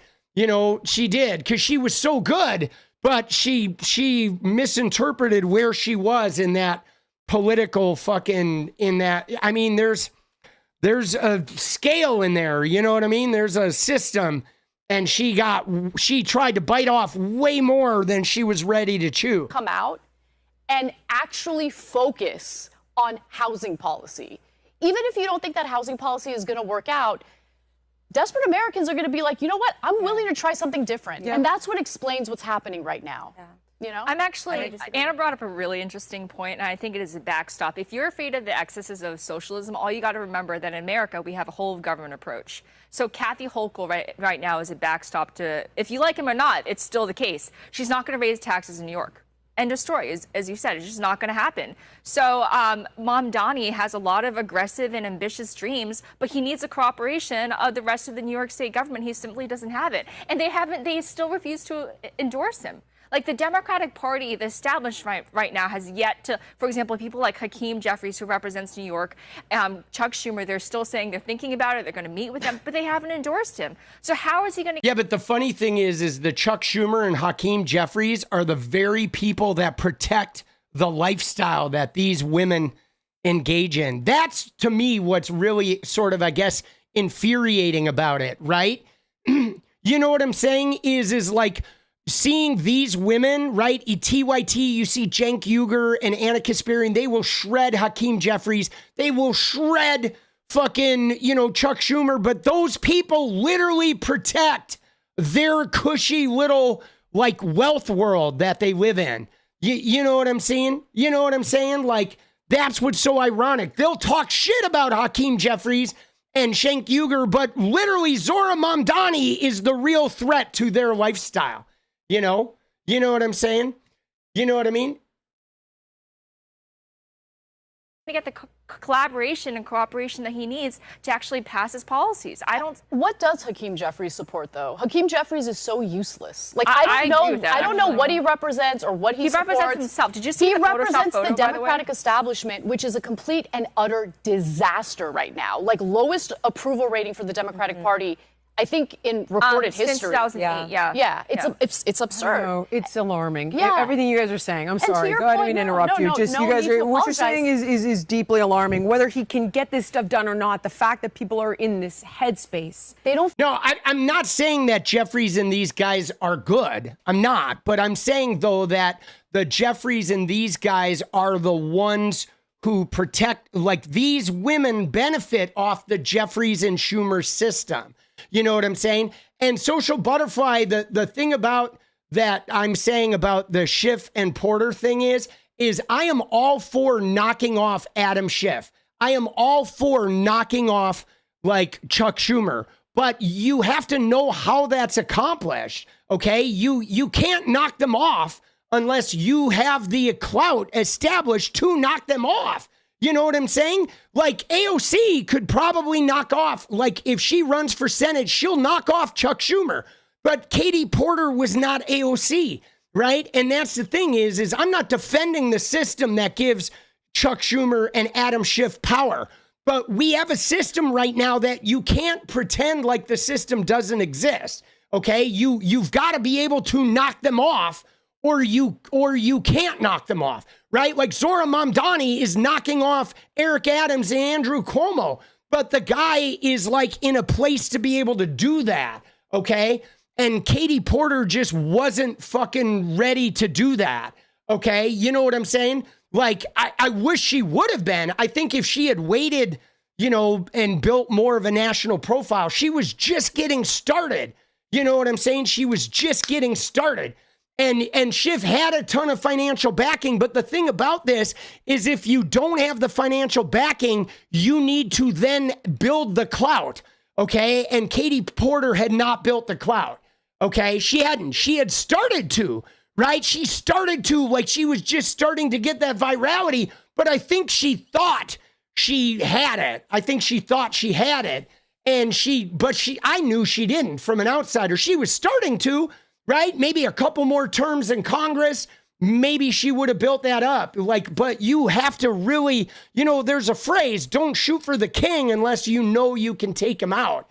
And so I think Katie Porter could have But if I had been Katie Porter, what I would have done is instead of firing the shot at a time when she wasn't going to win, I would have maybe worked the Adam Schiff system to her advantage. Like AOC is really good at that. She is really good at building her national profile while taking no corporate money, while also being able to navigate how to befriend the corporate interests.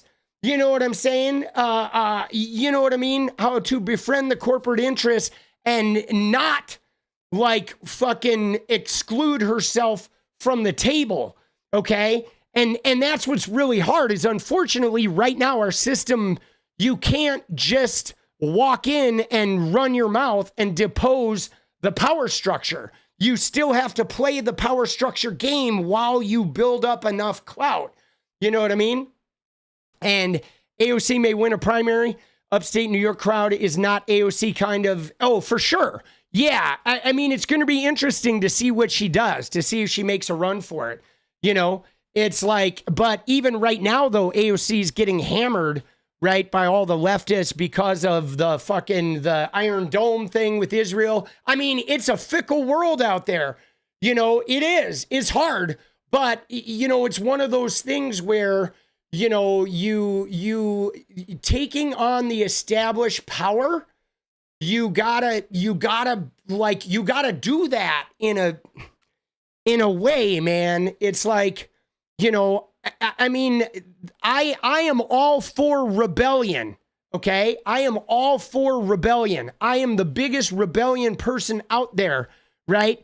But my point being that you have to be careful with your rebellion because the ultimate goal of rebellion is to win.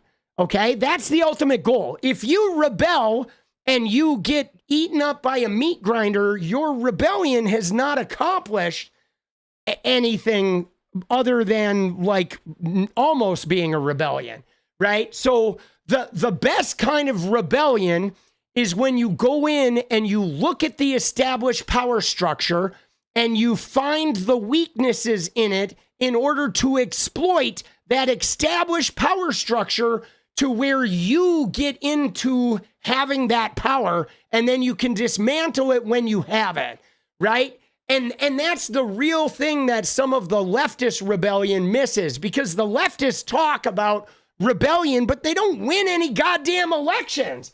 So you have to win a fucking election first and you have to get into Congress and you have to have leftists in Congress.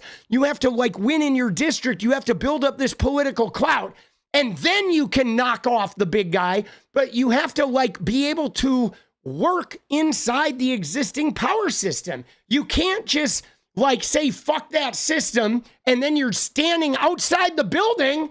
You can't change it from outside the building. You know what I mean? You can't, right? It just doesn't work that way. You're just shouting at the fucking window at that point. And that's one of the things that like, that doesn't mean you take money from AIPAC, right? No, because if you take money from AIPAC, now you're selling into that fucking system. But you have to be good at politics if you're going to like get in there. You can't pretend that the politics doesn't exist and then just stand on your principles up to the point of like not affecting any change at all. Okay. And that's the thing that pisses me off about a lot of leftists is they don't want to play any politics at all. They want this perfection integrity thing, but then they don't win and they don't have any fucking power. And then you're helping the Schumer guys. You're helping the fucking Adam Schiff guys. You know, when in fact, what you need to do is you need to be leftist and you need to know how to buddy up and play their game just enough to then rat fuck them at the end. Right? You use them to gain power and then you fucking use your power against them. It's like, that's how you have to do it, man. Because you can't do it without some kind of power. Like, it's just the nature of the system, man. And it's whether it's the US government or whether it's going into a job and figuring out who has power in that job and how you're going to use that power to gain power in that workplace. And I mean, I used to play this game, guys. I used to play it in the job. I mean, I learned it in my family because I was in a step family that had weird power dynamics. And that's where I learned how power dynamics work. And then what I would do is I would go into a job place, and I did it differently because I wasn't manipulating the power to get a promotion. That's one way of doing it. You go in there, like if I had wanted to, I could have gone into a job and become the fucking district manager. Easy as fucking pie if I wanted to, but I didn't want to be a district manager. What I wanted was I wanted some autonomy in the workplace. If I was a waiter, I wanted to be able to break the dress code. I wanted to be able to tell a table to fuck off, and the manager was going to cover my ass and I wasn't going to get fired for that. I wanted to be able to sleep through a shift and not lose my job. And how I did that was by learning the power structure and then making sure I had some common ground with the people that actually had power. Whether it was the manager, the district manager, the assistant manager who was friends with the owner, whatever, you integrate yourself into that power structure, and then you're allowed to break the goddamn rules. You're allowed to reshape that power structure because you have infiltrated it and you have some actual power. And that's what you have to do in government too, especially if you want to rebel and you want to break apart that system. You have to be able to operate inside the power structure. You know what I mean?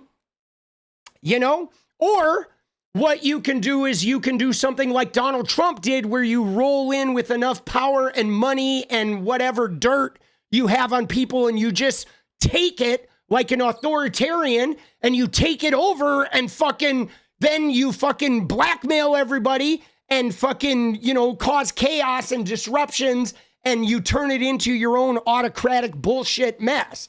You know what I'm saying?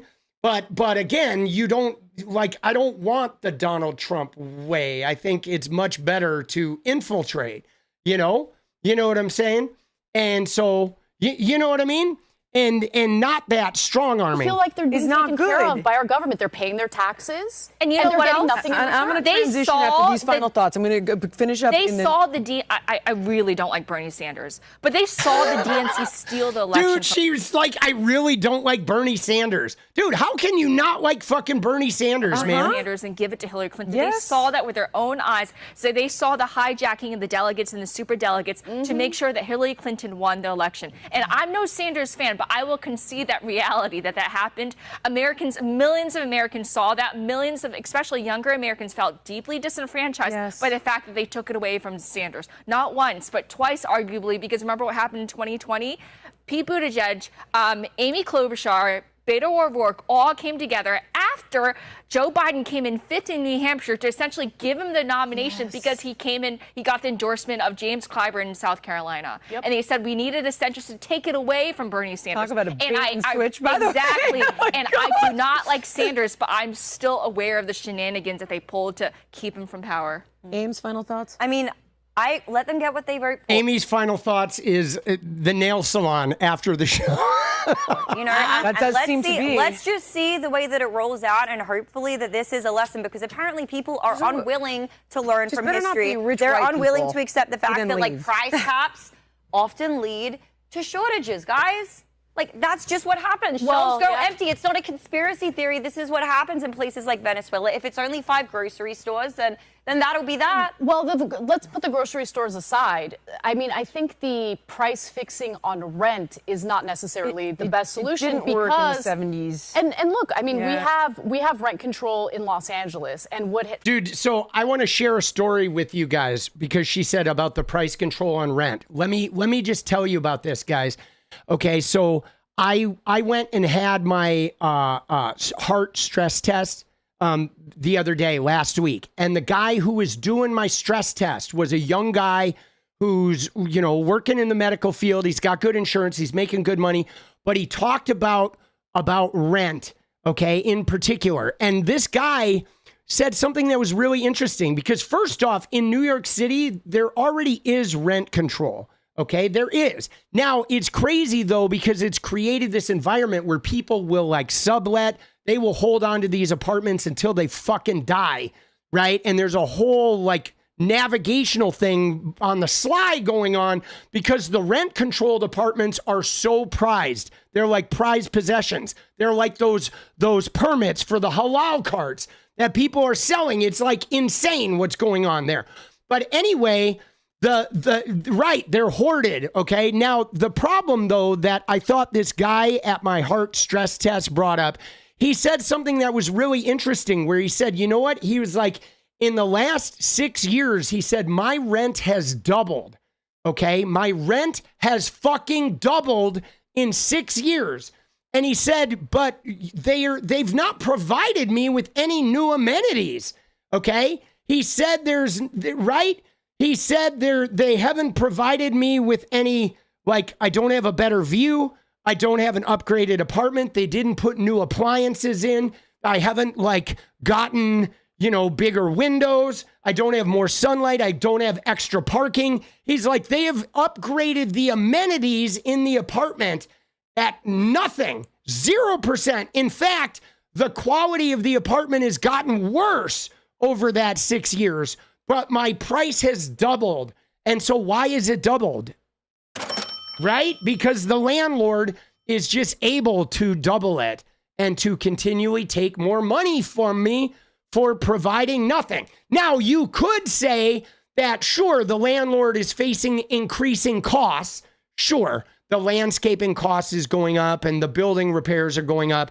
But dude, they're not going up at the same rate that the rent is, okay? The rent is going up massive, right? And what are we talking about? Oh, no. The thing is, wait a second. So here's the deal. Okay. So here's the deal. I want to dig into this. Okay. And I'm going to delete this comment.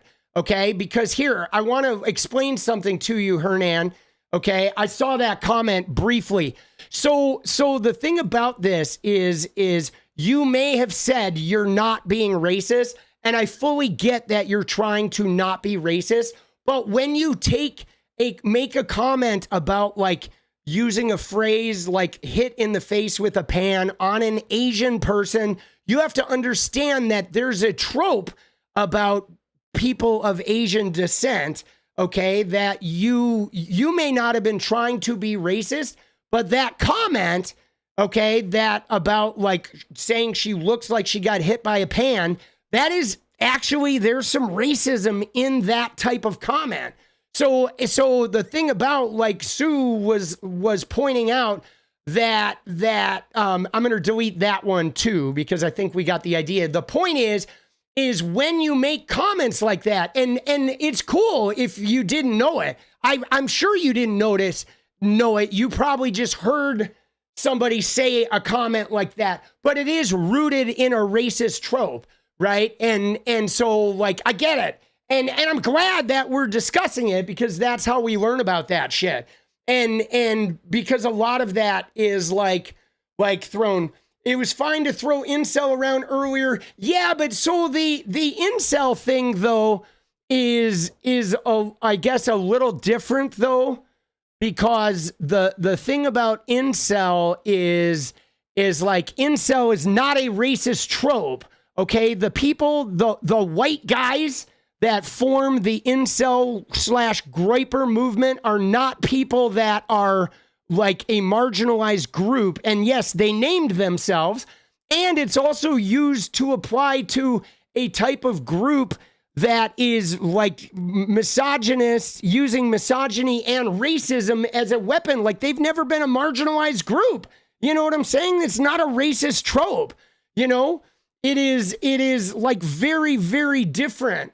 That term has been used as a derogatory slam towards a part of the patriarchal white supremacist power culture that originally was a self-applied thing of them, as to say that women weren't fucking them enough. They didn't have enough rape culture privilege.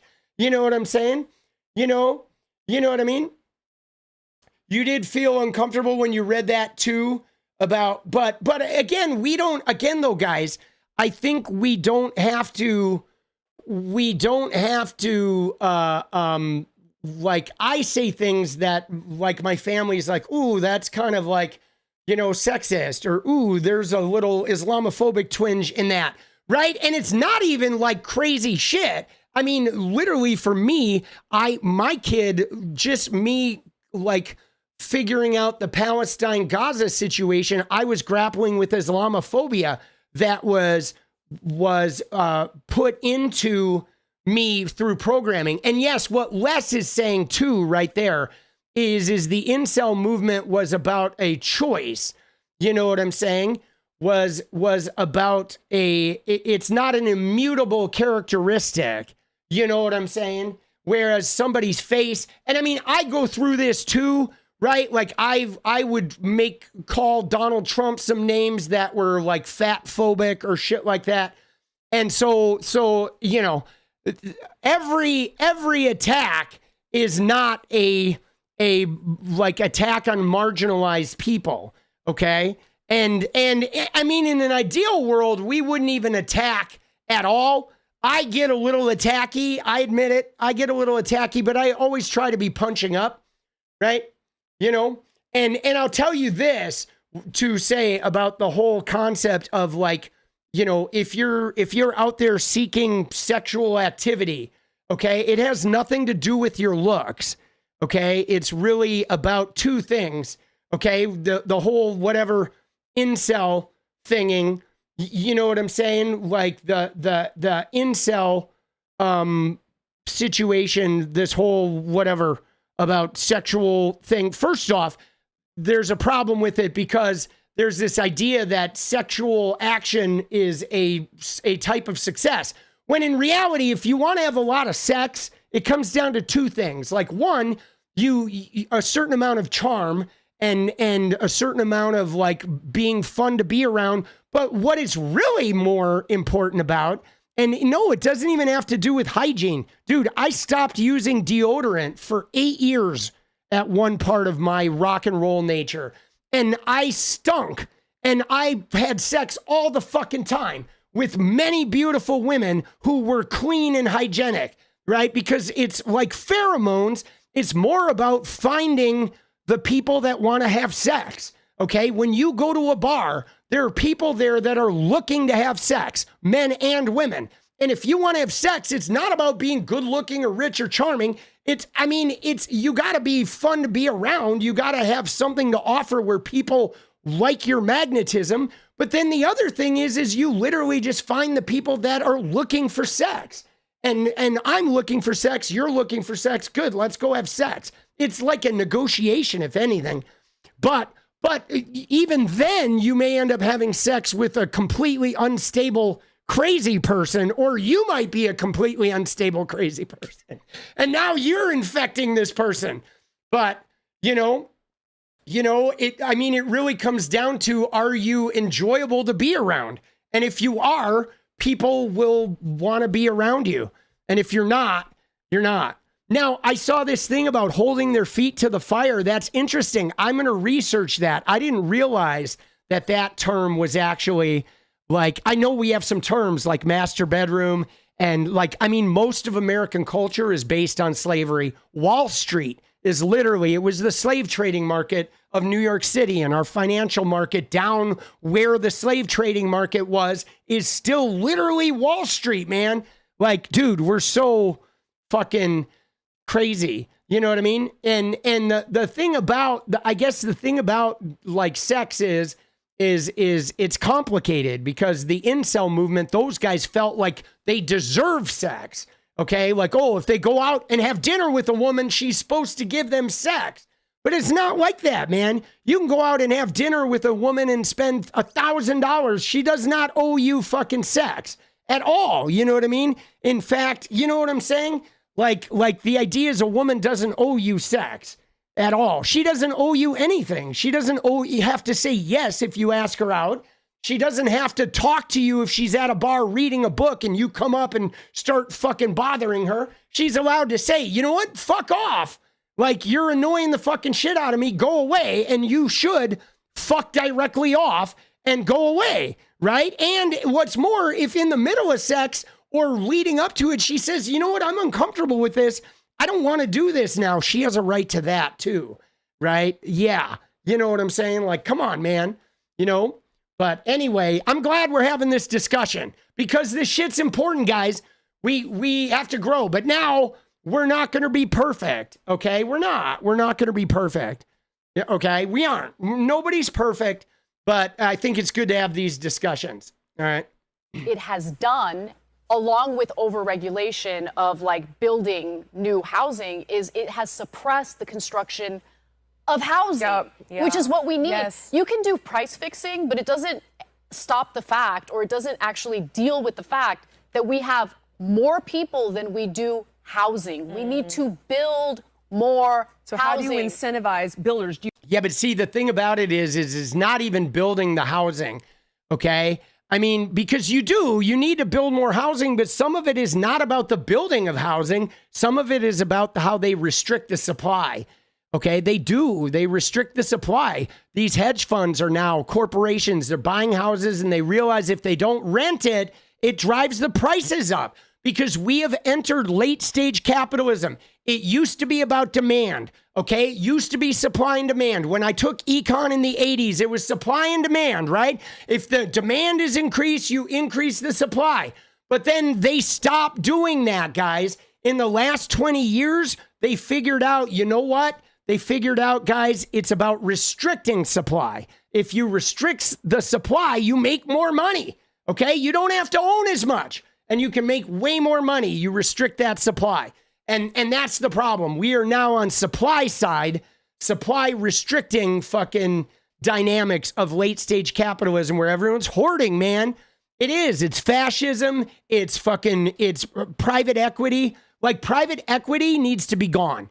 Dude, private equity. Yeah, I mean, the thing about this show, guys, is this whole show is just a bunch of, like, personalities, like, talking politics, but most of them don't even know what they're fucking talking about, right? You give the builders pause tax game is cuts, good, you huh? can provide affordable housing. I'm not saying that's the answer, but I'll give you an example of how this played out in the 70s, okay? Okay. Severe maintenance backlogs, dangerous living conditions, chronic mismanagement and corruption, and this is when they expanded New York's public housing system. Oh, yeah. Yeah. And so why was the corruption, right? Why was the corruption? Because, I mean, first off, Donald Trump's dad, here's what's crazy about this, is these women are like Trump sniffers, okay, at this table by PBD, who's a Trump sniffer. She's now talking about New York public housing in the fucking 70s. That was Trump's dad, okay? Trump's dad did not do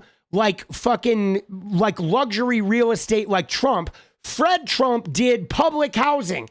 It started after World War II when they were building housing for like shipbuilders and shit like that. Okay. And then what they would do is these guys were slumlords. Yes, they would have all this public housing and they would never invest any money. They just looted it from the government, bro. It was like so bad. It was Fred Trump's dad was the fucking king of this shit. That's how he made all his money. And then Donald Trump tried to go into the other side of it. But like, bro, the corruption is not in public housing. The corruption, it was with the people that were fucking the rich people that were fucking looting this shit. You know what I'm saying? It's like aggressively expanded it with a reliance on federal funding, and it begot all of those things. New York froze subway fares at artificially low rates to keep them, quote, affordable, right? But then revenue declined for the MTA. Oh, yeah, revenue declined. So just fucking tax the fucking wealthy. There you go. And when it did, there was no adequate subsidy to keep it afloat. It fell into disrepair, became unreliable. It was crime-ridden. It was dangerous. And then what are you going to... You're going to tax the wealthy. There's plenty of wealthy people. You got to tax the wealthy. And the wealthy, if they don't want to be taxed, they can go work at Walmart and we'll get other people to become wealthy. All right. We want our wealthy class to be people that don't mind being taxed. And yes, we could tax the churches, but dude, it's real simple. If you are wealthy and you don't want to be taxed, go work at Walmart and fucking get public assistance. If you think it's so great, we'll let somebody else step up and be wealthy because anybody can fucking do this shit. Okay, anybody, I could run Tesla or Twitter or fucking any of these companies. I could run the Dallas Cowboys. Any of us could fucking do this shit. You literally just hire talented people and you fucking learn on the job. It ain't hard. Running a fucking business ain't hard, okay? It's who you fucking hire. It is. It's like any one of us could do that shit, man. Come on. Rob Peter and pay Paul? Like, are you going to take from ambulances showing up to make sure that MTA is free, and then you're chasing capital out? And we talked about it on the last show. So I guess it's like, And again, they say the rich people are going to leave. It's like, really? You think so? Have you guys been to New York? Dude, the rich people living in the penthouse in fucking Upper East Side or overlooking Central Park or a penthouse down in the financial district, those guys are not going to leave their New York penthouse to go live in a fucking house in North Carolina. There's no fucking way, man. You know what I'm saying? There's no fucking way, bro. There is just no way. They act like people are going to like leave. They're going to leave their fucking multi-million-dollar brownstone in New York City to go where? To go live in Oklahoma? Like, fuck off, man. You know what I'm saying? You give them what they vote for. All right. On that note, though, time to go, baby. 2 a.m. hour, dude. Dude, let's fucking go. Yeah, tax the churches. Dude, it is time. 'Cause I want more. Oh, yeah, baby. This is a song from Full Blown Red. It's called More.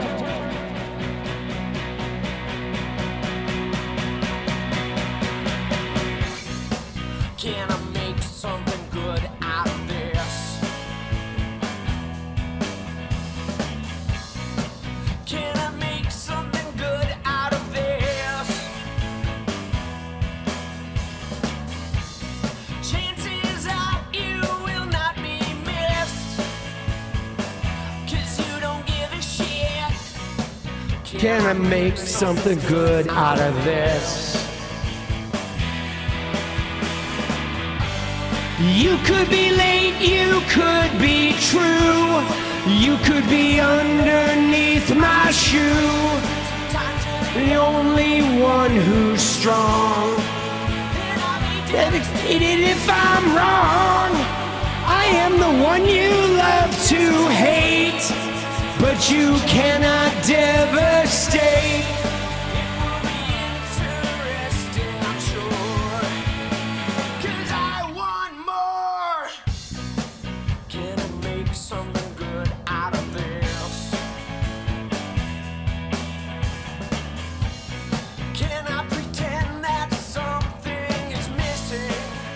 Let's go, dude.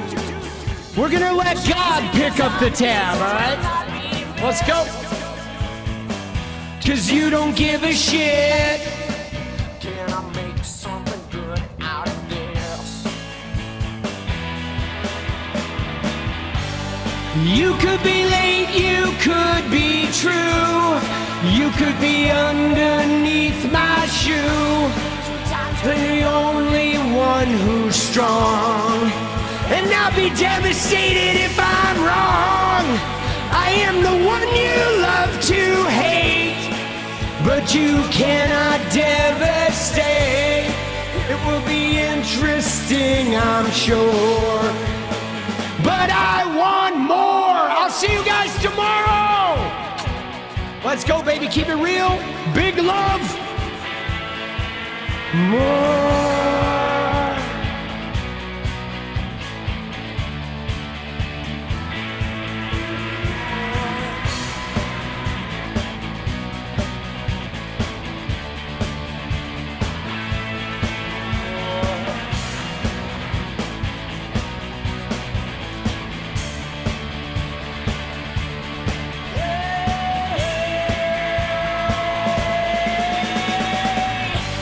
You could be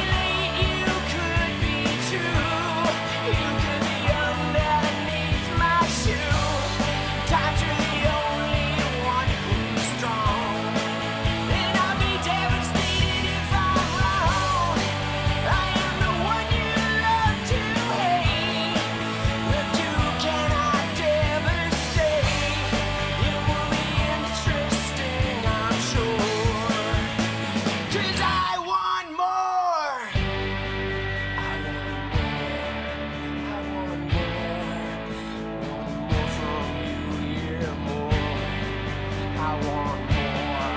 I want more. I want more from you, yeah, more. I want more. I want more. I want more from you, yeah, more. I want more. I want more. I want more from you, yeah, more.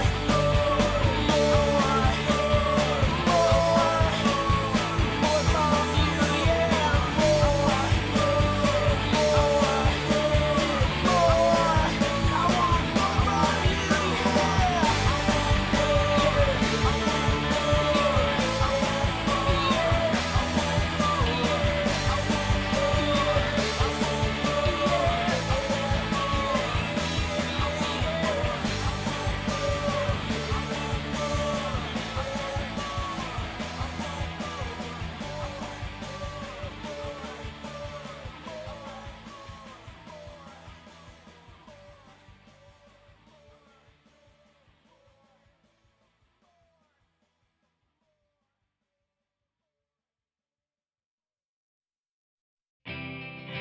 Do you need anything like I need you?